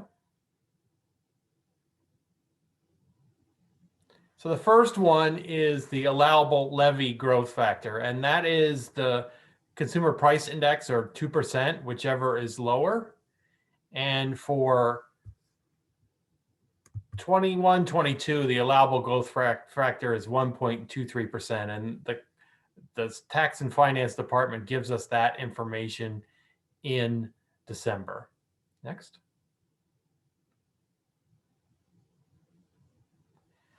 The other item that's included in the tax cap calculation is the tax-based growth factor, and that is the amount of growth in the value of the properties, the total properties within the tax base. And that's another factor that's given to us by the Tax and Finance Department. And for this year, for the Garrison School District, it's 0.4%. Next. So the growth factor and the allowable levy growth factors are applied to last year's levy and less any exemptions for debt and capital transfers. And then you add back in any prior year's exemptions, which are pilots. The district doesn't have any pilots or payments in lieu of taxes, but if there were any, that's when you would add that back. Debt payments, capital outlays, and then that gives you the maximum allowable tax levy, which requires a simple majority plus one vote. And for this year, the initial calculation for the maximum allowable tax levy is 2.46%. Next. So this is the calculation. And as you can see, we take the tax-based growth factor and that adjusts the prior year's levy. And then you have the capital exclusion, which is the amount that is spent towards capital and expenditures and debt service, less any capital aid that you get from New York State as a part of your aid. And then you adjust by the allowable growth factor, which is the CPI, which is set in December and given to the district, or all the districts in the state, which is 1.23%. And then you deduct any pilots, which there aren't any carryover. If you had levied under the tax cap, that there is some carryover that's possible. And then the coming year exemptions is the debt service less any aid, and that's estimated at 608,000 at this time. And that gives us a maximum allowed tax levy of 9.7 million, which is 233,000 more than the prior year's levy, and it yields a cap percentage of 2.46%. So what does that mean? Well, what we wanted to do is talk a little bit about some of the other small districts in the region and see how we compare to those. So you see Garrison there at 2.46%. One of our neighbors, Haldane, their current calculation is 1.88%. Briarcliff is another district on the smaller side. It has a cap calculation of 4.54%, but that is because there is a very large growth in the tax base in that district, and it has 3.26% year over year, which is a lot, and that's why that you see that percentage change so much. Croton, 1.46%, and then there's the big outlier, which is and HUD, which is 15%, and that is because there's a big change in their pilots. And so as that nuclear power plant closes and the pilot payments stop or reduce to stop, that has a big impact on their tax levy and their allowable tax levy. Next slide. So this is the initial expenditure budget broken into components. And so you have general support, which is the superintendent's office, the business office, central printing and mailing, operations, maintenance, legal, just about everything that is not instruction or transportation or benefits. And that has a increase there shown, which is composed primarily of changes with operations and maintenance, the treasurer function that we talked about, and some other items that we'll get into on the next slide. So then the next item that you see is instruction, and you see a decrease there. But what I want to really stress is we show a lot of additions to the budget, but it doesn't show up here in terms of an increase to this main area. And that is because we have done some budgeting changes, which we'll get into in a minute, which offset the additions. We do have additions of an environmental education teacher and a program, a new math program, a new STEAM program, and there's some new network switches and some other items that are added, but we don't see an increase here in instruction, and that is because we have some budgeting changes that we'll get into, which offset those increases. The next item is transportation, and that area has been affected primarily because of COVID, in that we used to have a lot more of our runs done by some of our district employees.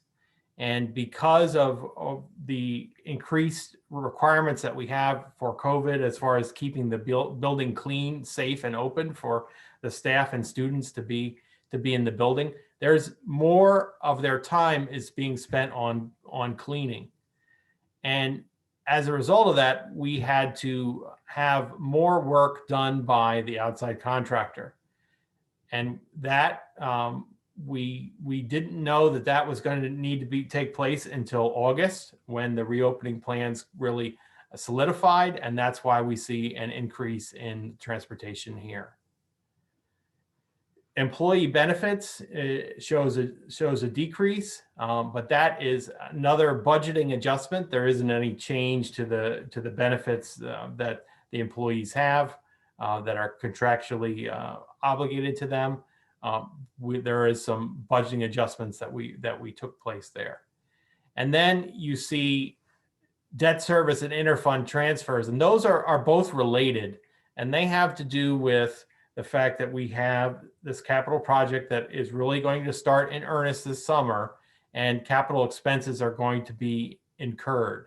And we are anticipating a higher level of debt service than the baseline level that we're currently at, so that we have increases here, both in the debt service line and the interfund transfers line to the capital fund. And that's to offset the expenditures from those projects. And the other thing to go along with that is whatever that we transfer to capital here in this budget formation, it offsets the amount that we have to borrow later. So that if we are able to budget for some of the expenses on an annual basis, it reduces the interest costs that we have in the future. Next slide. So here are some of the main increases that we have in the budget that allow the budget to increase to what we're talking about. So we have added an environmental education program, including a full-time teacher, estimated at $138,000. We have the full-time treasurer for the separation of duties. That is a $50,000 increase budget to budget. We have had recommendations from our auditors that it is good to separate some functions within the business office for security reasons and for stewardship reasons, that it's very important to have. We have an increase in operations, outside contractors, equipment, materials, and supplies. So there's a few things that work here. We do have an upcoming capital project, and some of the items that are a part of the capital project do affect operations and maintenance budgets, but they're not all going to occur next year. And there are still a number of systems that we need to maintain and to operate, and they need to stay operating in order to keep the school open. And those items continue to need additional maintenance and repair and work in order to keep them going. So that's part of the increase. The other part of the increase is the amount that has been budgeted in years past has been very stagnant. So essentially the same amounts have been budgeted year over year in a lot of line items in these areas. And those budgets didn't necessarily represent to what the actual expenditures ended up being. So typically budgeted monies from other areas had to be transferred into these two areas in order to cover the expenses. So we want to make a budget that is more transparent and more visible to the public as to the areas where we actually spend the funds. The other item that goes along with it is the COVID-19 crisis that we have. We needed to hire an outside cleaning contractor to help the district because we shifted one of the employees that worked on the evening shift. We shifted him to a day position in order to do the cleaning of the midday in the classrooms and after lunches and all of that. So we brought an outside firm to clean in the evenings, which is working very well. We are planning the budget to have these still occur in case we need it. So we planned the budget as if this was going to continue for another year. Next item that we have there is a computer core switch upgrade, which is $40,000. That is all of the computer equipment that we have in the building, including some of the equipment that that will be connected into our networks in the future when the capital project is underway, like the new phone system, camera system, the door access system. They all tie into something called a core switch, which is basically the traffic cop within our network system that sends the traffic to the servers and to the workstations and to the devices and back and forth. Well, that one that we have that services the building is nearing the end of its life, and the manufacturers of these equipment set basically a life at which they will continue to support the devices, and the end of support for that core switch is next summer. And because of that, we think it's really the right time to upgrade that core switch. So the next item is the outside contractor bus runs. We have our split staff is more focused on cleaning, so we needed the outside contractor to do more. And then we had had some special education student requirements that occurred in the fall, in November, that increased the amount that we need to set aside for special education transportation. We have an increase in debt service to cover the capital project, and we have an increase in transfer to capital to cover capital project expenses. Next. So here's some of the items that we were able to do that allowed us to add programs, but not really see an increase in dollar value in the instructional side. So one of the things we did is we decreased the budget for high school tuition to closely match enrollment. And we'll show a trend in a minute as to what that is and what that represents. And we also did the same in the special education tuition budget to match the enrollment.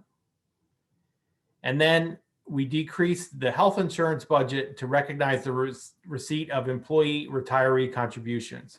So the employee contributions, all the employees by contract and the retirees by their old contract agreements have contributions to help offset the cost of their health care.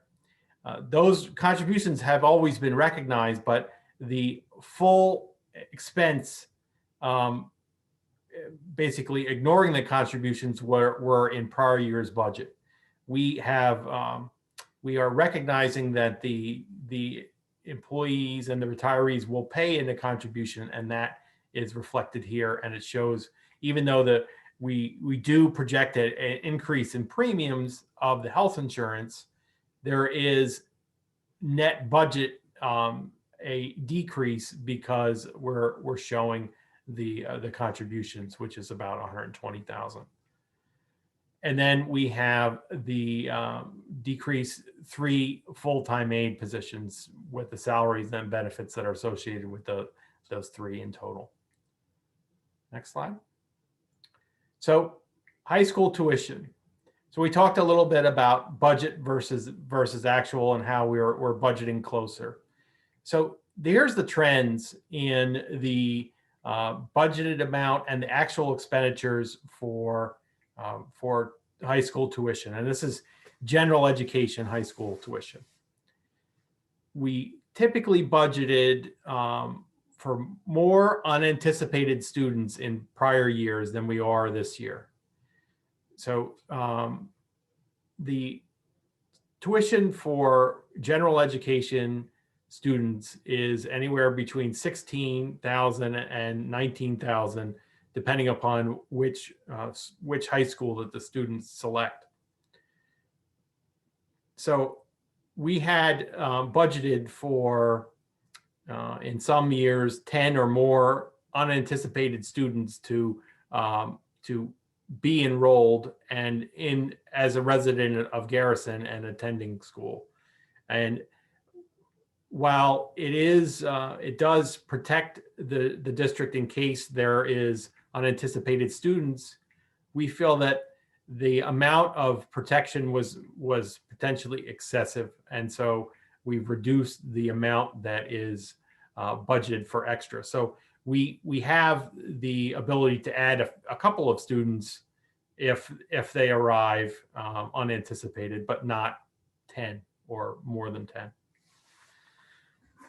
Next slide. So this is where we are. So we have an expenditure budget of 11,765,807, and the revenue estimate based upon aid and estimates for where we think the revenues are going to end up is 10.8 million. That yields a budget gap of 910,900. Next. And this is just taking a look at our tax levy and our levy increases and our budget to budget increases. And you see that the trend and the 5-year averages there. So on 5-year average, we had 1.75% tax levy increase and 2.20% budget to budget increase. One of the things that we also talk about with fund balance is how much fund balance that we have that we appropriate for next year's budget. So every year when we develop a budget, we determine how much of the unappropriated fund balance we're going to appropriate and put aside to support next year's budget, to balance the budget and to make up for the gap between the budget and the rest of the revenues that we would get. And we have a number of years here where you can see that the amount that we appropriated in fund balance, we typically didn't need the amount that was set aside for fund balance for 2 reasons. So either the revenues came in better than expected, or the expenditures, meaning more revenue than was budgeted, or the expenditures came in lower than expected, or a combination of both. So you can see, for example, in the 17-18 school year, they had planned to appropriate 775,000 of fund balance in order to manage the gap between revenues and projected expenses. Well, they didn't need any of that. They actually increased the fund balance by 470,000. So the difference between what they thought was going to be the expenditures and revenues was more than $1 million. And so what we do know is that helped us prepare for the year that we're in right now, which is COVID. So the 2021 school year, we originally had budgeted 944,000 for appropriated fund balance. We are going to use a significant amount of appropriated fund balance in this year, but that is 500,000 of that is due to the expense for the remote learning of iTutor. So because of the amount of fund balance that we had available, we were able to balance the needs for the budget for this year. And then all the numbers in yellow are estimates, essentially based upon what we think and what we know at this time. Next slide. So how do we close the budget gap? This budget is a draft. We do have more time to see what revenues come in, or see what changes in estimates or changes in things that are suggested to put in or take out of the budget. And the other thing that we can do is appropriate reserves, 910,000, and that will balance the budget. Next. So what is my tax increase? So if you take a look at the average home year-round single-family home. The average market value is 730,000. The two towns work differently in terms of how they handle that market value. Putnam Valley is assessed on the market value, so the assessment should theoretically match very closely to what the sale value of that property would be at the time it's assessed. Phillipstown uses a equalization rate, so every year they change the percentage of the full value that is used to assess the property. So a $730,000 home has an assessment of $325,000 at a 0.4465 or 44% equalization rate. So that represents for next year a tax rate of $22.04 per thousand assessed value for Phillipstown and 9.84 cents for Putnam Valley. And this is for information. The actual increases won't be known until the tax rolls are completed and all the work is put into developing the warrant, which is issued in August of 2021. So the actual rate, the actual assessment for you may change up or down, and the estimated rate per thousand could change if the assessed value in total of all the properties changes up or down. So these things are just estimates based upon what we know right now. Next. So some of the things we still don't know is the state aid legislative amounts. So the information that we have now is based upon the governor's proposals. The governor gives us a estimate or a proposal of what he thinks that the aid should be. And that's what our revenue estimate is based on. The legislature meets with the governor and they come up with their proposal for what they think that the aid should be. And that usually takes place in the last week of March. So in a couple of weeks, we should know what the revenues actually are going to be. Part of his proposal was to freeze BOCES aid. So BOCES depend upon the component districts, like our district would be a component of Putnam Northern Westchester BOCES, and Putnam Northern Westchester BOCES depends upon our district in order to buy services from them. And then when we buy those services, we get aid for those services. So a percentage of the bill that we pay, the next year we get back as aid called BOCES aid. Part of the governor's proposal was to freeze the BOCES aid and make it stay at the same level year over year.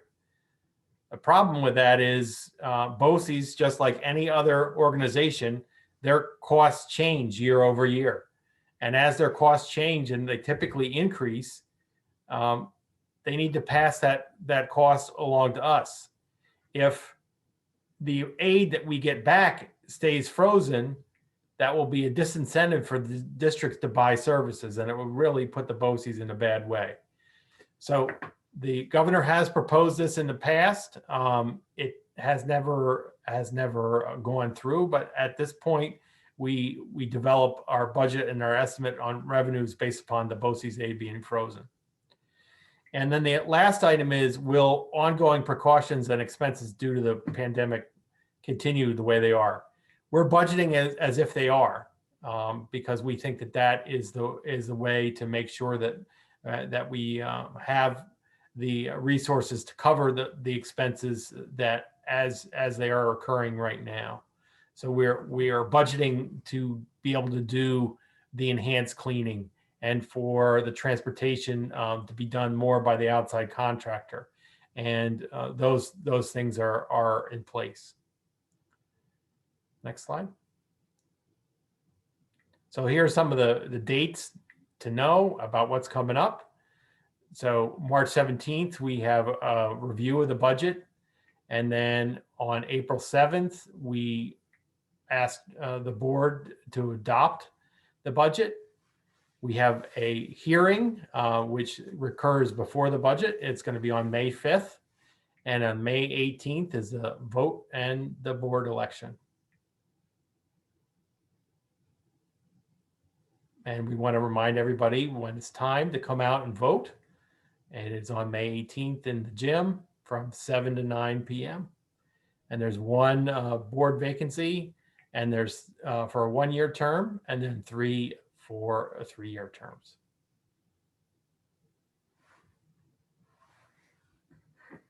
Thank you, Joe. So for the board, this concludes our presentation. I'm thinking about leaving the screen share just in case you have questions and you'd like us to refer back to some of the charts or some of the information. But I certainly can eliminate the screen share if you prefer that. I'm fine with you leaving this. Sarah, what do you think? I'm fine with you leaving the screen share up. I think I can see everybody. So if you guys are ready, I will go ahead and open it up for questions to the board. Does anyone have any questions regarding the budget presentation as presented? Anybody? Okay, well, oh, James, okay. I didn't see it down there. Go for it.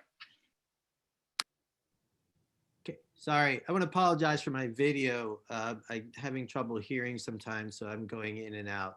But I'm very much here in a very awkward place right now in this house. So, well, I just wanted to thank, as the chair of the Finance Committee, this is the 3rd time I've seen something like this, and I've seen suggestions be adopted and this draft form itself. And I really feel like you've given a full and comprehensive understanding of why the budget is the way it is. And I feel like I'm a little bit more, I feel like I have a better understanding of the whole budgetary apparatus. After 6 years, it's nice to know I feel like I'm getting a grasp on things. So, but I think it's quite, I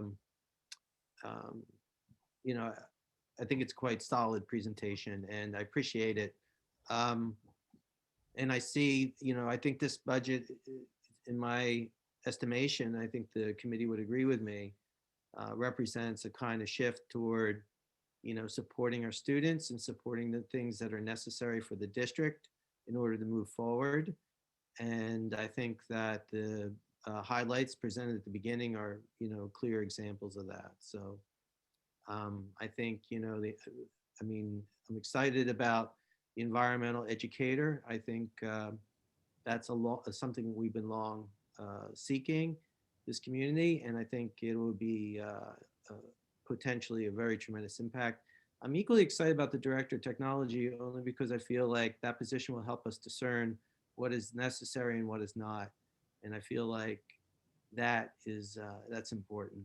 So I'm very happy to see that someone will be on board in order to formulate how we move forward with our environmental education. I think it's one thing to have, an idea of what you want, because we've had various groups like the Environmental Education Committee and what used to be called the School Forest Committee, all present plans, but it's the implementation and the execution of the plan that matters. And to have an environmental educator dedicated to implementation and executing a plan and help developing that plan would be critical.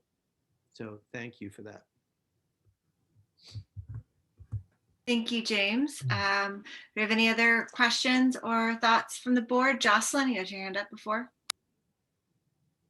Hi, thanks. I'm curious, thanks for the presentation and for all the hard work. And I'm curious, the 910 deficit we see now, do you anticipate that what percentage of that is an ongoing, kind of going to be a sustained cost increase, and what percentage of that do you think is really because of our dealing with the potential for more COVID related expenses this upcoming year? Does that make sense?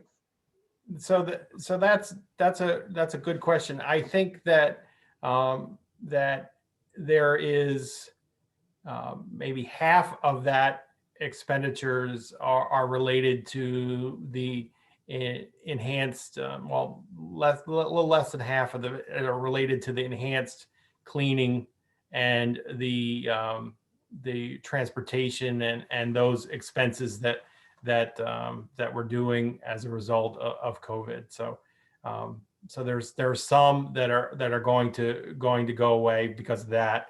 There are some that are going to go away because once our capital project is completed, we should have less maintenance and repair operations ongoing, because we currently have to do a lot of work and a lot of outside contractor work to keep building systems functioning. And we have frequent visits from plumbing and HVAC contractors in order to keep things going. So this capital project is sorely needed, and when it does go in place, we should have much more reliable equipment and facilities. Thank you. I'm going to go to David, who has his hand up as well. Yeah, I just wanted to say that hearing the budget just makes me feel even more confident in the management of our school with the current administration. I think that, I mean, the fact that you're thinking in really visionary terms about an environmental program, and also that the curriculum just makes sense. I mean, it just kind of builds on itself, and the RTI program struck me as being just very thoughtful. I really feel, I feel very good about the management of our school. I have one question really for Joe, which is that a community member raised with me a question which I don't have the answer to. The golf course, the Garrison, is going to turn into a Shakespeare festival, I gather. And Right. And does that threaten us in terms of our tax base? I mean, or is there any way to project how our tax base will do over the next couple of years if something like that happens? Sure. So I did reach out to the assessor for the town of Phillipstown to get some more information as far as the exact composition of the properties and how the changes to those properties, portions of it being considered tax exempt, and what that means. I can say that if you take Garrison, the golf course is owned by basically two entities, Garrison Golf LLC and Garrison Golf Club LLC owns a total of 12 properties that are related to the golf course. When you put all those properties together in total, that's about 1% of the total assessed property is the golf course. So about 1% in total. But of that, and then to really estimate out what exactly is coming off the rolls, I need to have a more in-depth conversation with the assessor to understand. I can make some inferences as to what I think it could be, but I would like to talk a little bit more to the assessor to see if there are impacts to multiple properties, or if it's just the one main property that has the course on it, that has all the acreage. Well, if 1% came off the rolls, would that be a big deal for us? Well, 1% won't come off the rolls. It would be some number less than that. It could be most likely between 0.4 and 0.6, or it could be even a little bit less than 0.4, but no more than 0.6 of the roll would come off because of this. Yeah, but the question persists. So then 0.4 to 0.6, is that a big deal for us? Well, David, keep in mind that we only set the tax levy. Then how that is allocated is based on the assessment of the properties. So we would still collect the same amount of taxes as the school because we set the levy. Right. I see. It would just be an increase per the households, perhaps. Right. So Although- the amount that is set is correct, and it's the total amount that we're proposing as this budget. It would just be split up amongst the rest of the taxpayers. Any amount that became exempt, that share would be transferred to the rest. James, do you have your hand up?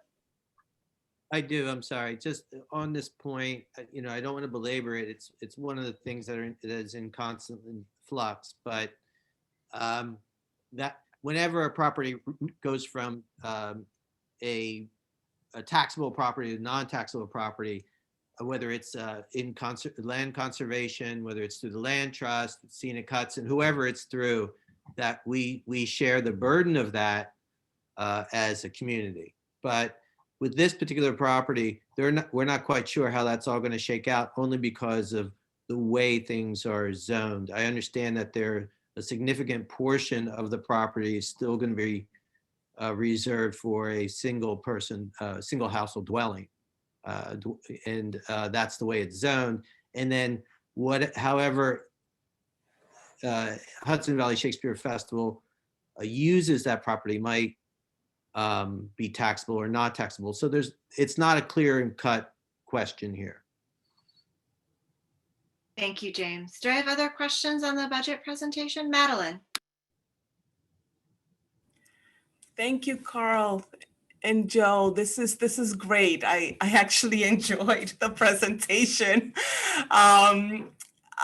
With a couple of questions, and I'll try to make this quick. With the 900K budget gap, you gave, and I don't know if you can find that slides, you gave 3 options on how to close the budget gap.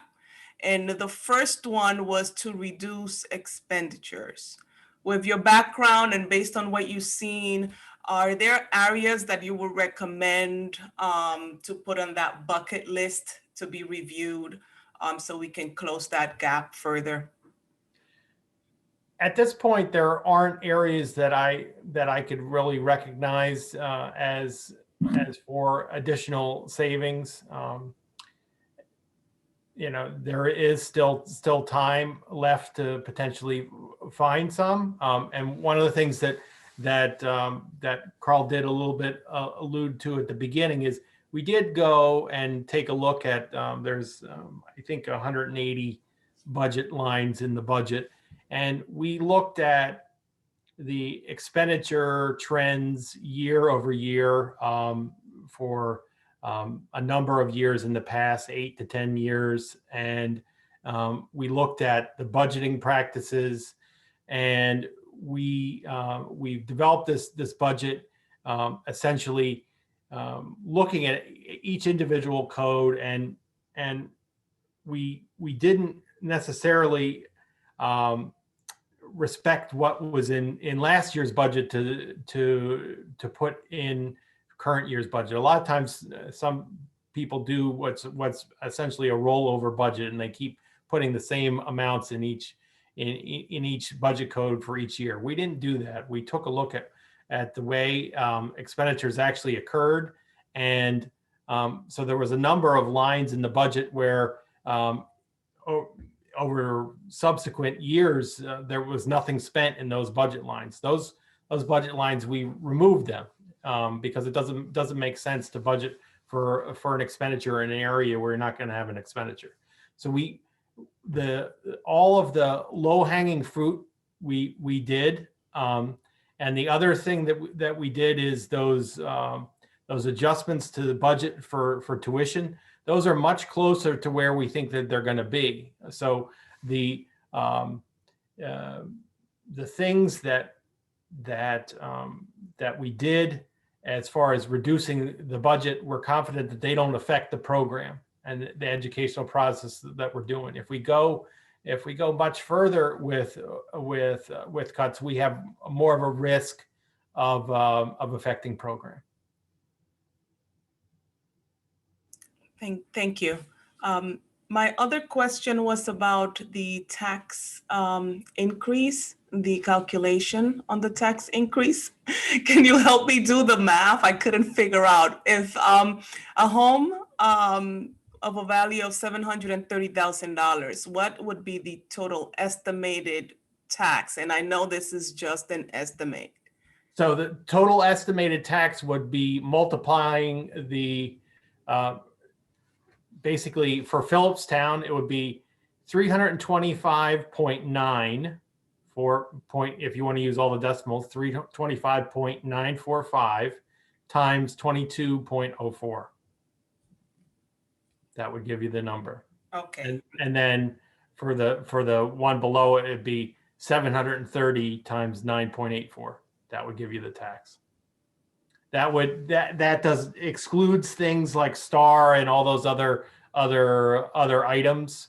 But if you're just looking at assessed taxable value, it's the assessment times the tax per thousand.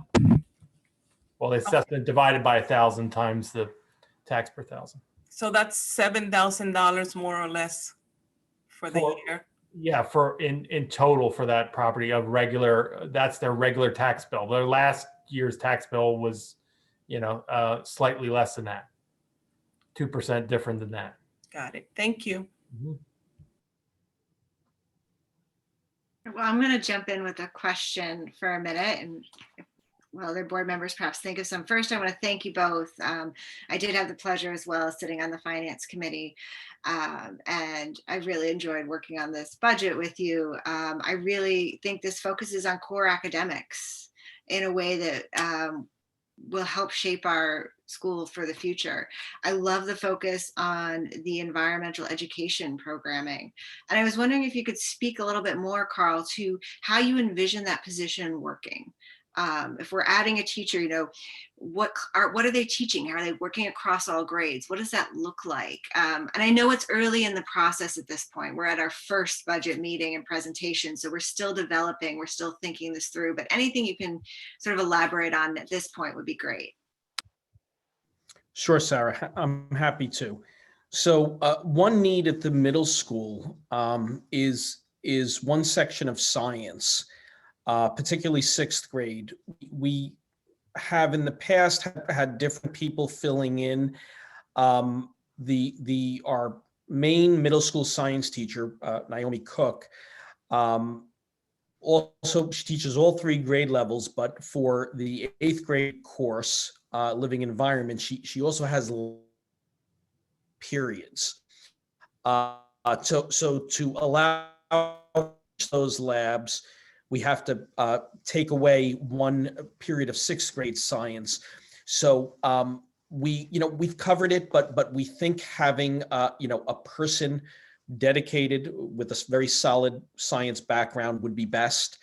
But then in addition, really looking K through 8 and collaborating not only with Naomi Cook at the middle school level, but with every teacher at every grade level, to make sure that environmental education has this continuum that each year builds on the previous year as far as the learning, that our students are not only getting out into the forest, but also things in the classroom, integrating it into literacy, integrating it into mathematics, integrating it into art.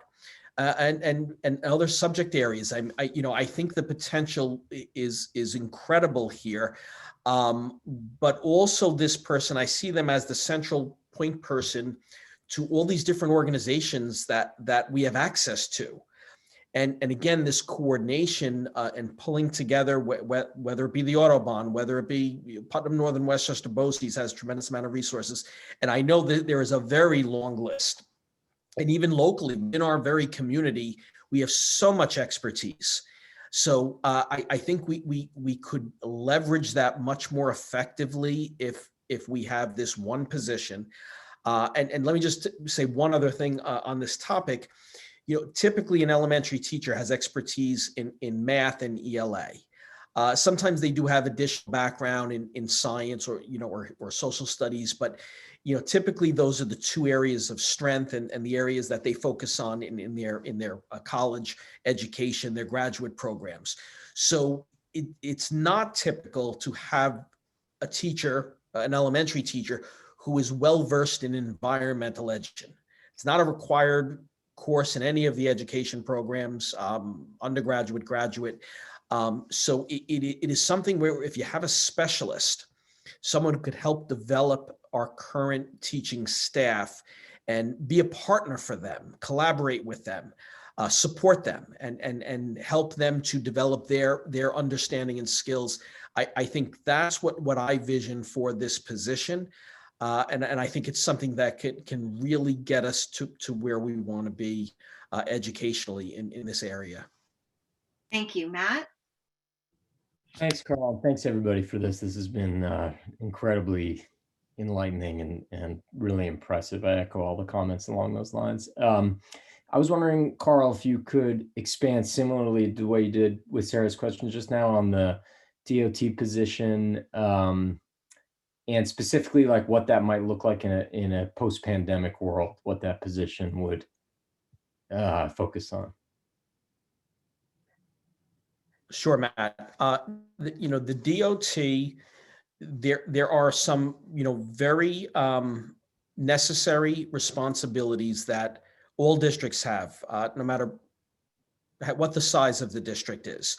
So, for example, there are a number of state reporting requirements, having a district-wide technology plan, having the safety protocols in place, having your policies in place and always up to date. So there is a tremendous amount of reporting that, whether you're a smaller district like Garrison or a larger district like a White Plains, for example, there are certain reports that have to happen. So, those are two things that are behind the scenes, but we see this position as more than that.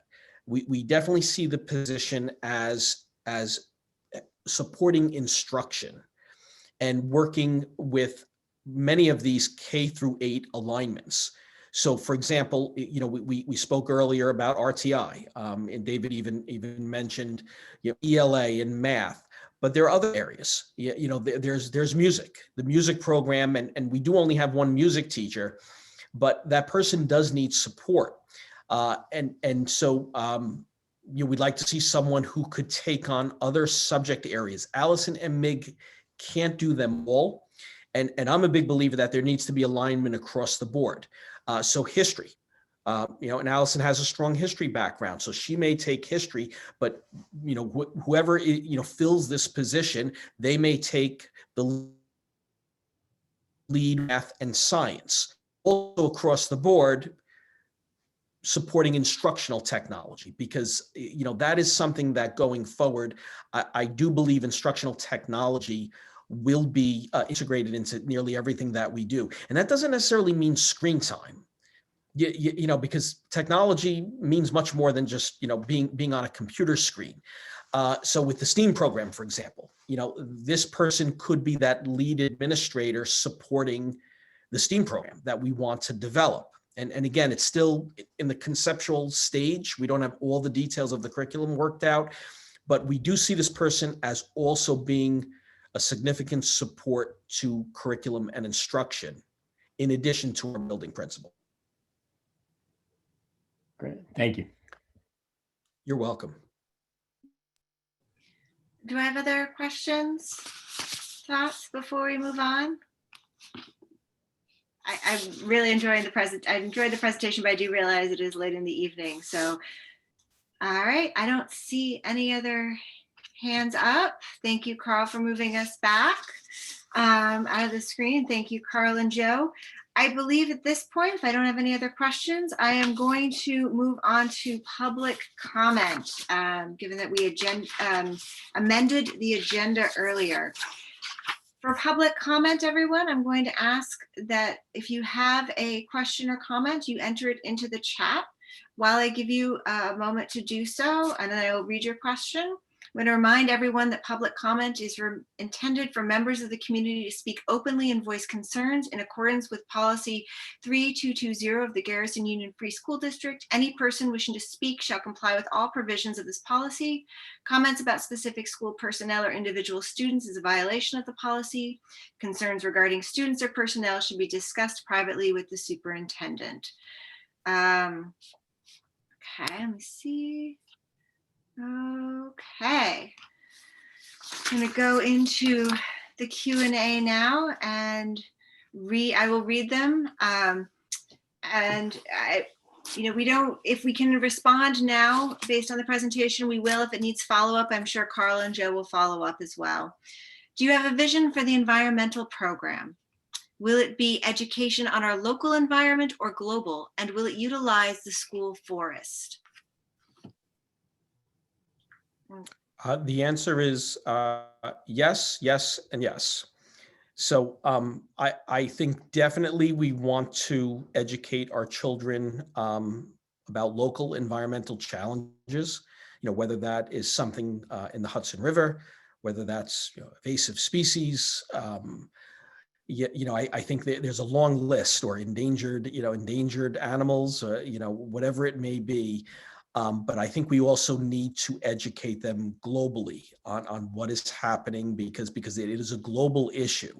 So there is no question about that. Also, yes, leveraging the forest, in all the conversations, I've been with Garrison now going on 9 months, and, with not only the board, but parents, community members, we have this amazing natural resource literally in our backyard. And it is so unique. And I know there have been some good things done in the forest, but I would like to see our students going into the forest with a purpose. And the purpose may be hiking, learning how to hike, maybe Patrick Beckley, that could be one lesson, but I think there's more that we can do there. There are citizen science initiatives. I could see us, working in collaboration with other districts, potentially some college programs. We have Bard University has a very strong environmental education program. Cornell has a tremendous program as well. Their ornithology department. So, I think having a person dedicated, all of that, pulling all of that together in a K-12 continuum will take a tremendous amount of effort, and it won't all happen in 1 year. But I think with the first step will be, getting this position in place. If the board does decide to keep this in the budget, the next step will be recruiting and securing, top level talent. We need an outstanding educator to fill this position. And we will do a very extensive search to find the right person.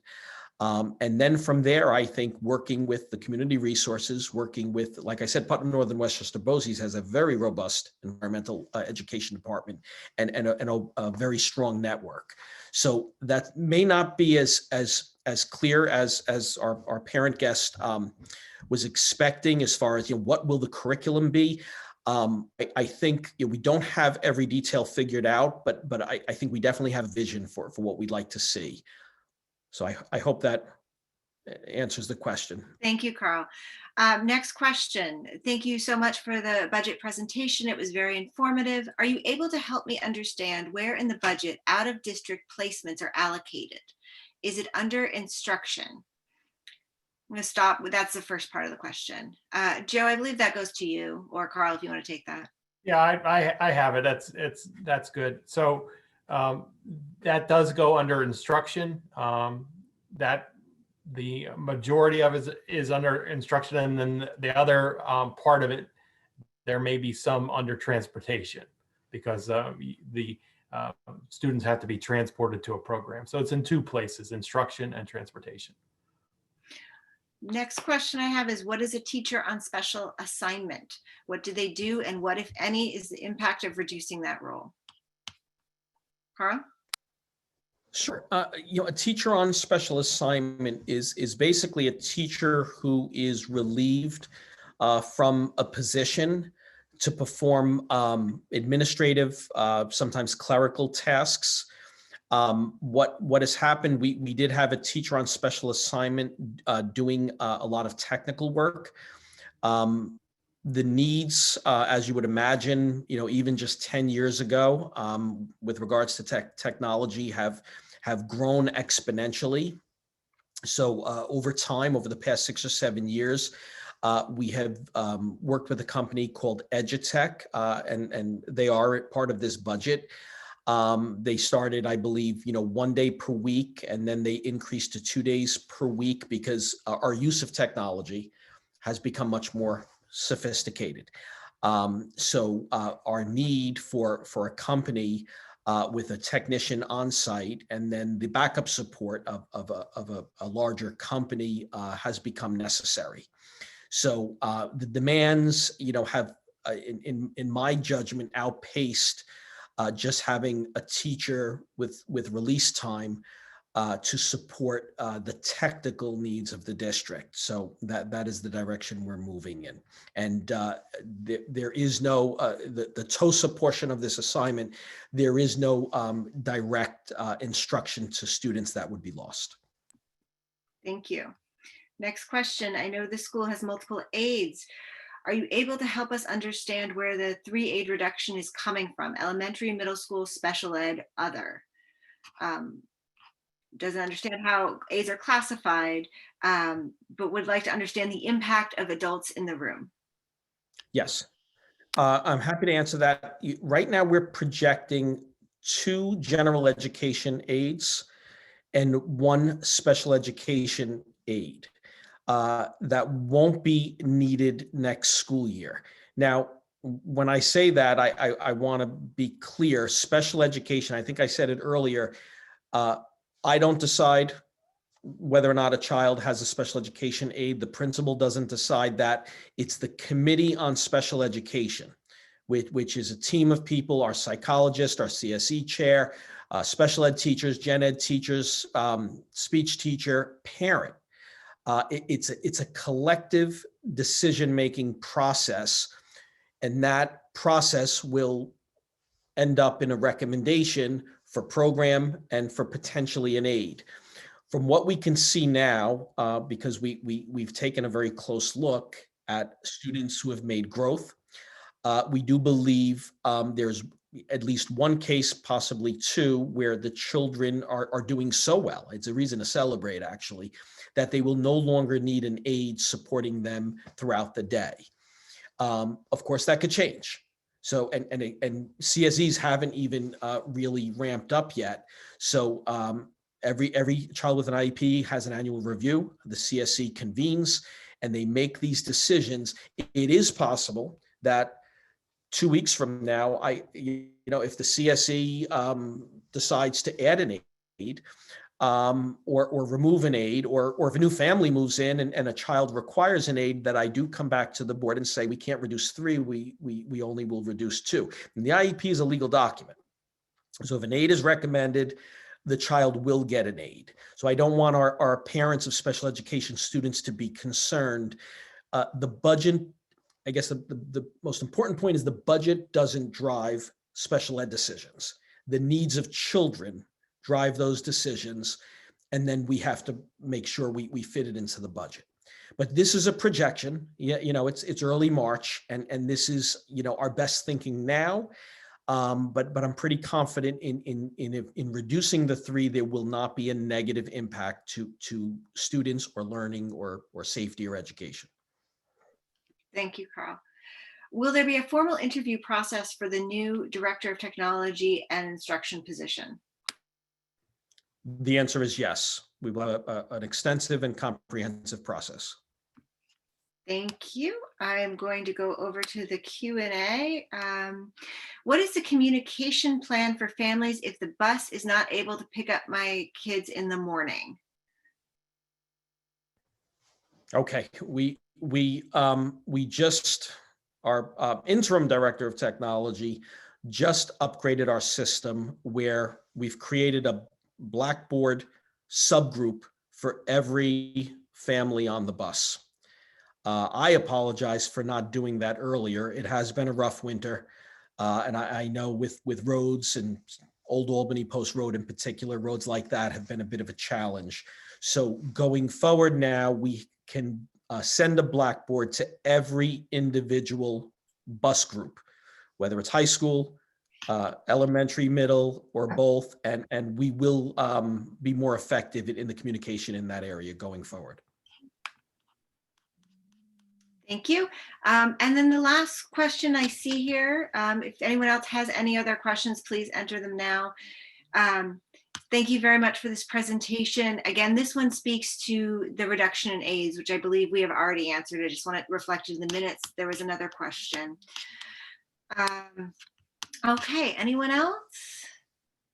Okay, I'm not seeing any other questions at this time, but please, if anyone on the call has any other questions later, please reach out to Carl, to Joe, and hopefully come back again for the next budget presentation on March 17th. All right, I'm going to close public comment at this time in the interest of keeping us going forward. And Sarah, James is frantically waving. James. I just want to get this point quickly. I think that in your communication for bus routes, I think there's been an ongoing issue that precedes you about communication to high school parents specifically, and the impact of a decision on busing as it relates to high schools, because obviously they're earlier. So I just want to put that out there. Okay. I think if we can find a way to communicate more effectively with the high school parents and transportation, that'd be great. Thank you, James. Okay. Okay. Now we are moving on to president's remarks. It's very late in the evening for this, but I will just say I had a couple of things. The first is that if anyone in the community is interested in running for a board position, we do have vacancies as were noted, and the packet is available on the GUF's website.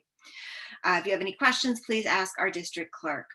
I also wanted to congratulate Haldane High School, one of the high schools we send our students to, who was recognized in the Hudson Valley Magazine as the #2 high school in the Hudson Valley. So congratulations to them. That is all I have for this evening. I'm going to hand it over to Carl for superintendent's remarks. Okay, I will be just as brief, Sarah, because I know we have a lot to cover. First, I want to just thank Jill Lake, a former board member and a parent in the district. She actually connected me with the New York, New Jersey Trails Conference Association. We met a few weeks back, and it was a very productive meeting. They've offered to maintain the trails in the Garrison School Forest. They're a nonprofit company. They do this all over New Jersey and New York area. They will maintain our trails, signage, the blazes, and also give us recommendations. We're looking at a potential expansion of some parking areas to be able to get a few more cars in there. And we're thinking if we're going to utilize the forest more, we want to make sure our buses could move in and out efficiently. So by next meeting, I should have an agreement between our district and the New York, New Jersey Trails Conference, and with a more detailed list of everything they will do for us. But it sounds like a great opportunity for Garrison. The next thing is one of our employees, Mandy Walsh, her grandfather passed last week, Murray Prescott Sr. I mention him because he was Garrison's head custodian for a number of years. He retired in 2002, community member, also involved with the Garrison Volunteer Fire Company for many years, and he also served as chief for a number of years. So our condolences to Mandy and her family. These are community members with a solid history of giving back to Garrison. So our thoughts are with them. On a positive note, I want to congratulate Miss Stacy Rickey. She was recognized as by Hudson Valley Magazine as a Teacher Appreciation Award recipient. I think she had to be nominated by parents. Stacy does an amazing job. It's a well-deserved honor. And the staff all gave her a lot of congratulations over the weekend and the past few days. So we're proud of her. And we know she'll keep up the great work. And that's all I have for this evening. Thank you, Carl. I appreciate that. Moving on to committee reports. I'm going to go first to James, the Finance Committee Chair.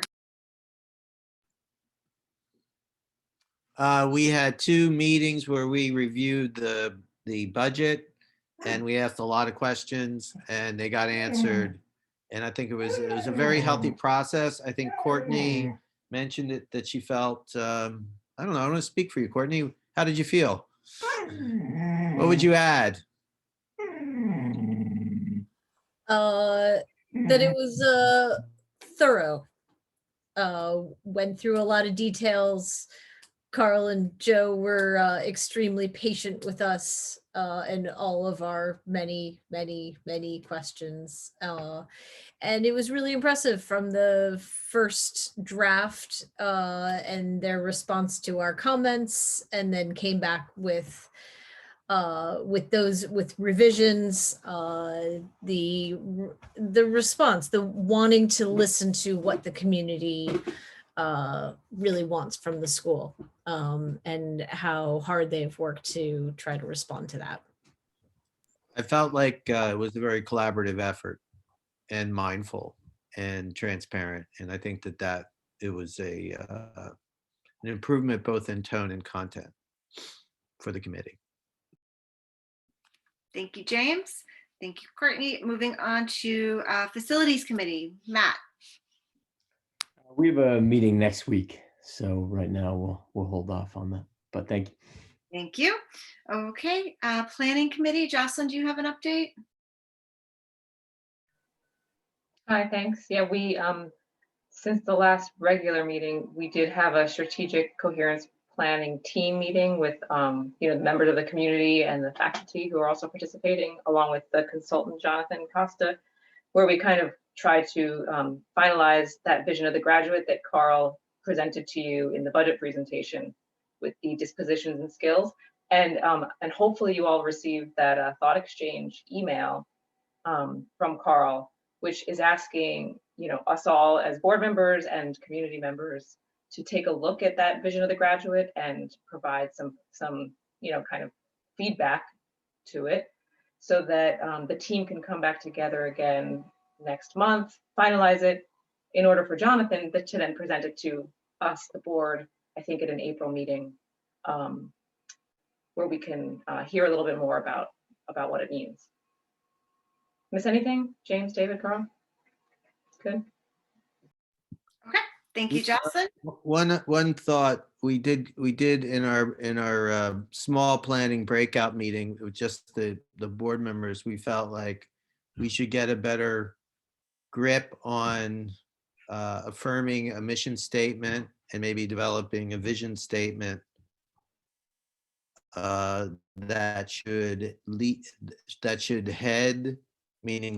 the coherence plan report, but that requires a collaboration of the whole board, or at least certainly affirmation. So I think I think probably the planning committee might come to the board for permission to pursue and drafting or reconsideration of the mission statement and a vision statement, so that, and then for your approval or process. Okay. I think we Thanks, discussed. James. Just refresh. Definitely. I'm just not quite sure the formal process for embarking on it, but I think it's a pretty important need to put this plan together. I'll find out on the formal process for you and get back to you. Okay, next up we have Policy Committee. Courtney?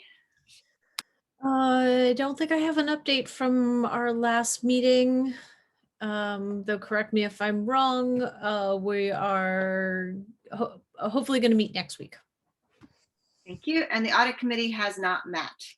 At this point, we're still waiting on the internal auditor to come back to us. Moving on to number 9, I have accept the minutes.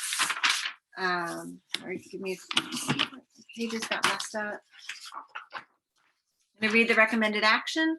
Be it resolved that the Board of Education of the Garrison Union Free School District hereby accept the minutes of the regular meeting of February 3rd, 2021, and the special meeting of February 10th, 2021 as presented. May I have a motion, please?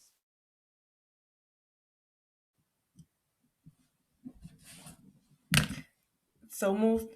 Seconded. Sorry. Yeah. Couldn't get to the mute button. Does anyone have any questions or comments on the minutes? Okay, Genevieve, I'd like to move to a roll call vote, please. Jocelyn Apicello, Aye. David Gelber, Aye. James Hoke, Aye. Madeline Julian, Aye. Courtney McCarthy, Aye. Matthew Spicer, Aye. Sarah Tormey. Aye. Thank you very much. Moving on to item 10, personnel items. Be it resolved that the Board of Education of the Garrison Union Free School District, upon the recommendation of Carl L. Albano, Superintendent, does hereby approve the items of the personnel consent agenda as presented. May I have a motion, please? So moved. Second. Thank you. Okay, Carl, do you want to add any comments to this? No, we just we wish Jen Pitts well with her newborn baby. Wish her all the best. This includes her leave replacement, who was already settled in. Jen was sure to do a very good job transitioning and leaving detailed plans for the duration of her leave. So I thank her for that, and that is going well. And we just have a few additional substitute teachers per diem, just people there that could fill in if they need to. Mrs. Amig interviewed them and feels very confident about the recommendation. And we are thinking that with our teachers being vaccinated, that the need for subs will decrease, but it's always good to have people just in case. Thank you. Do I have any questions? Okay, I'm going to move to a roll call vote, please. Jocelyn Apicello, Aye. David Gelber, Aye. James Hoke, Aye. Madeline Julian, Aye. Courtney McCarthy, Aye. Matthew Spicer, Aye. Sarah Tormey. Aye. Thank you. Okay, moving on to old business. Sorry guys, I'm juggling a lot of paper here. We have a second reading approval of policy 6410, staff acceptable use. Be it resolved that the Board of Education of the Garrison Union Free School District hereby approve 6410 staff acceptable use as presented. May I have a motion, please? So moved. Second. Thank you. Do I have any questions on the acceptable use policy as presented? The policies were included. I'm not reading the whole policies this evening for any of them, as they are posted and made available through board docs to the public as well. Okay, I don't see any questions, so I'm going to go ahead and move to a roll call vote on this, please. Jocelyn Apicello, Aye. David Gelber, Aye. James Hoke, Aye. Madeline Julian, Aye. Courtney McCarthy, Aye. Matthew Spicer, Aye. Sarah Tormey. Aye, thank you. Also on old business, we have the approval of the 2021-2022 Garrison School Calendar. Be it resolved that the Board of Education of the Garrison Union Free School District hereby approves the 2021-2022 Garrison School Calendar as presented. May I have a motion, please? So moved. Second. Thank you. Carl, do you have anything you wish to add on this calendar? Is there any questions? Well, just briefly, I want to thank the board. You gave us some very valuable feedback last meeting. It was perfect timing to have our project manager and architect here. I think we did something very smart by postponing the first day of school till after Labor Day. The official start day will be September 9th. And that will be valuable time for us to hopefully get some more construction completed before we open. It's an extra week. And what we did to obtain that and maintain the full 181 student days is add 3 days to February break. That is something new. So the February 23rd, 24th, and 25th, Wednesday, Thursday, Friday, will be in school sessions. That is aligned, by the way, with Haldane, so it works out, and it helps us get that extra time at the end of the summer. So again, thank you for the feedback. Thank you for the teachers who also collaborated on the calendar, and I think we have a solid calendar for the year ahead. Thank you. Do I have Madeline? Thank you, Carl. Just noticing a small edit for the winter recess on the right-hand side. It says the 21st to the 25th, so that should be, I think, the two red days, the 21st and the 22nd only. Thank you, Madeline. Good catch. And I think I will make note of it, and we will correct it on the version that we post on the website. But in the within the regular calendar, the inner calendar, it reflects accurately. So thank you. Okay, if we don't have any other questions or comments, I'm going to go ahead and move to a roll call vote, please. Jocelyn Appicello, Aye. David Galber, Aye. James Hoke, Aye. Madeline Julian, Aye. Courtney McCarthy, Aye. Matthew Spicer, Aye. Sarah Tormey, Aye. Thank you. Moving on to new business, we have CSE, PSE recommendations.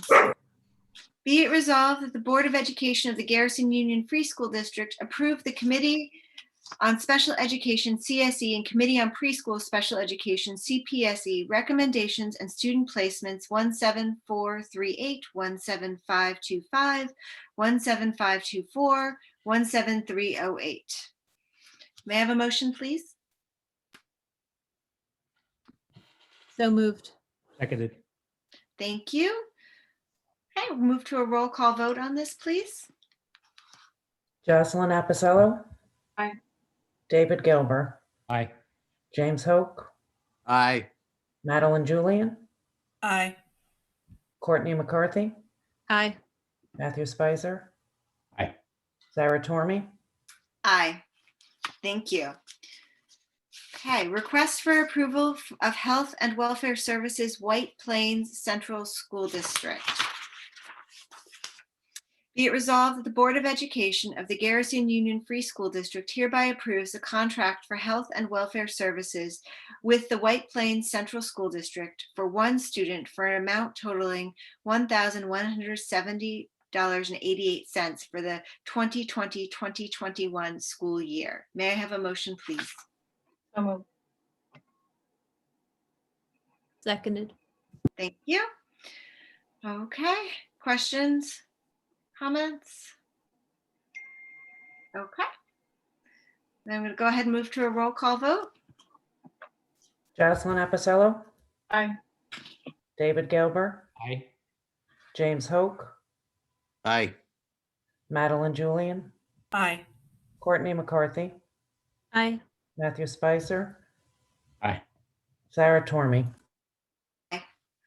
Thank you. Request for approval of Health and Welfare Services Somers Central School District. Be it resolved that the Board of Education of the Garrison Union Free School District hereby approves a contract for health and welfare services with the Somers Central School District for one student for an amount totaling $1,219.11 for the 2020-2021 school year. May I have a motion, please? So moved.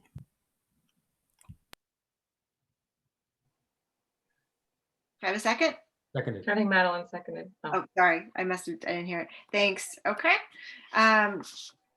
Any questions? Okay, I'm going to move to a roll call vote, please. Jocelyn Appicello, Aye. David Galber, Aye. James Hoke, Aye. Madeline Julian, Aye. Courtney McCarthy, Aye. Matthew Spicer, Aye. Sarah Tormy, Aye. Thank you. Request for approval of Health and Welfare Services, Harrison Central School District. Be it resolved that the Board of Education of the Garrison Union Free School District hereby approves a contract for health and welfare services with the Harrison Central School District for one student for an amount totaling $1,139.91 for the 2020-2021 school year. May I have a motion, please? So moved. Second, Thank you. Any questions? Okay, I'm going to move to a roll call vote, please. Ethlyn Epicello, aye. David Gelber, Aye. James Hoke, Aye. Madeline Julian, Aye. Courtney McCarthy, Aye. Matthew Spicer, Aye. Sarah Tormy. Aye. Thank you.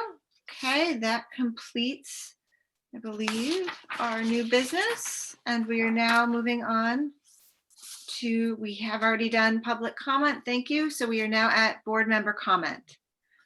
Somebody correct me if I skipped something, please. Okay. I'm going to go. All right. Matt is in charge of who goes. Did I skip something? There was those two policies, but Oh, I'm so sorry. My papers are out of alignment. Thank you. That's my fault. Give me just a second. Here we go. Sorry about that, guys. I have before we move on then, a first reading of policy 5413, procurement uniform grant guidance for federal awards. Am I in the correct place now? Okay, thank you.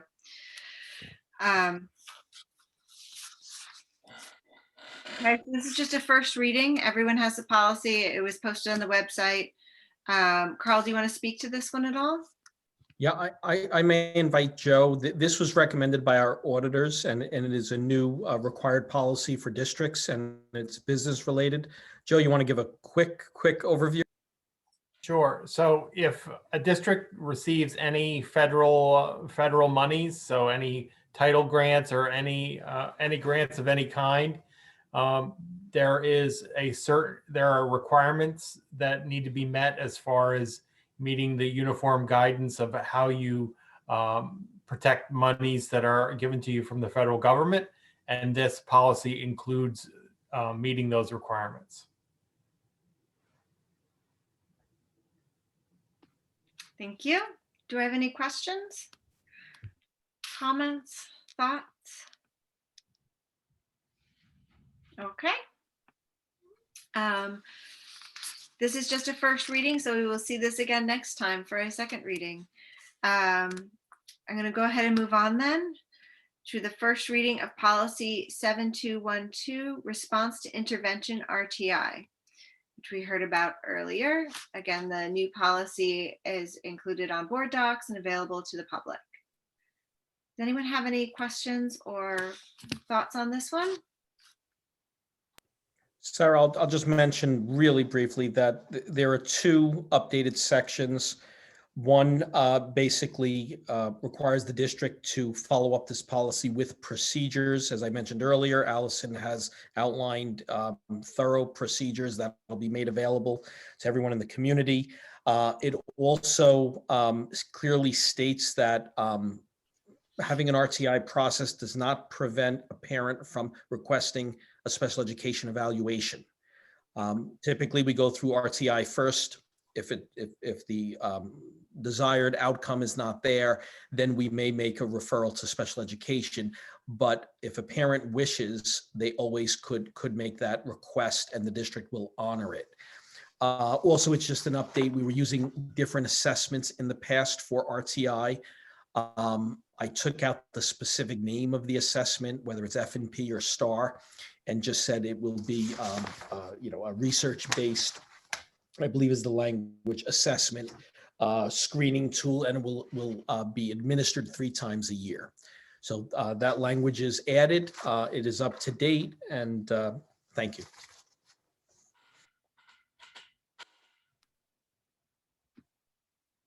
Madeline, sorry. I should have probably asked this question earlier, but maybe Carl might know. For assessment for math and writing and reading, that's clear. The one that I was a little bit confused is the behavioral assessment. Is there an actual standard for that that's used for this policy or for the RTI? There is not. If there is an individual child, though, exhibiting behaviors that are of concern, we definitely have the ability to perform a functional behavior analysis. There'll be collection of data, but that would be something decided by the committee, Madeline. There's not like, for example, like a universal screener like for the academics. So it would be specific to the needs of a child if we had behavior, if we had concerns about behavior. Thank you. Okay, do I have any other questions? Okay, I'm going to move on then, and we will revisit this again. Now, I believe we're at board member comment. And it is getting late, so please correct me. And Matt, it's your job to tell me where we start. I believe, and I say this with humility, that we are starting at the start of the alphabet this time. You don't remember either? All right. Goodness, we're gonna have to get somebody else involved in this process soon. All right, we'll start with Jocelyn then. I have no comment, thank you. Thank you, Jocelyn. David. No comment, but I protest this top of the alphabetism that Matt is imposing on this. No comment. You're gonna end up on the committee to figure out where we start. James. No comment. I don't have any comment. Okay. Madeline. No comment, thank you. Courtney. Just because I haven't said much, I'll say thank you to Allison for her detailed presentation about the RTI process. And thank you to Joe and Carl for all of your hard work on this huge budget process. I have a comment. If I can go backward. Oh, no, we passed you. You said no comment. You're done. Congrats to all of the recognition, the people who got recognized, and for everyone who's working with those folks. And thank you to Genevieve. Also, extra points for pronouncing my name correctly. Thank you so much. All right. I think we've shown some gratitude to all the hard work. I do think it's amazing that Joe's only been with us a month and put this together. So thank you. And other than that, I have no other comment for this evening. It's getting late. Next up, we have Don't skip Matt. Oh, sorry, Matt, I skipped you. That's fine. I'm going to second the thank yous and the congrats. And I just want to nominate David to be the chair of the committee on remembering comment order. Nominated, I will not. Sure. We're losing it, guys. This is all right. We're gonna move on with that. Thank you, Matt. We will address that separately. We're gonna move on to enter executive session. Be it resolved that the Board of Education of the Garrison Union Free School District enters into executive session for the purpose of discussing the employment history of particular employees and reviewing the board's self-evaluation. May I have a motion, please? So moved. Thank you. Seconded. Thank you. We have a roll call vote, please. Genevieve, you're muted.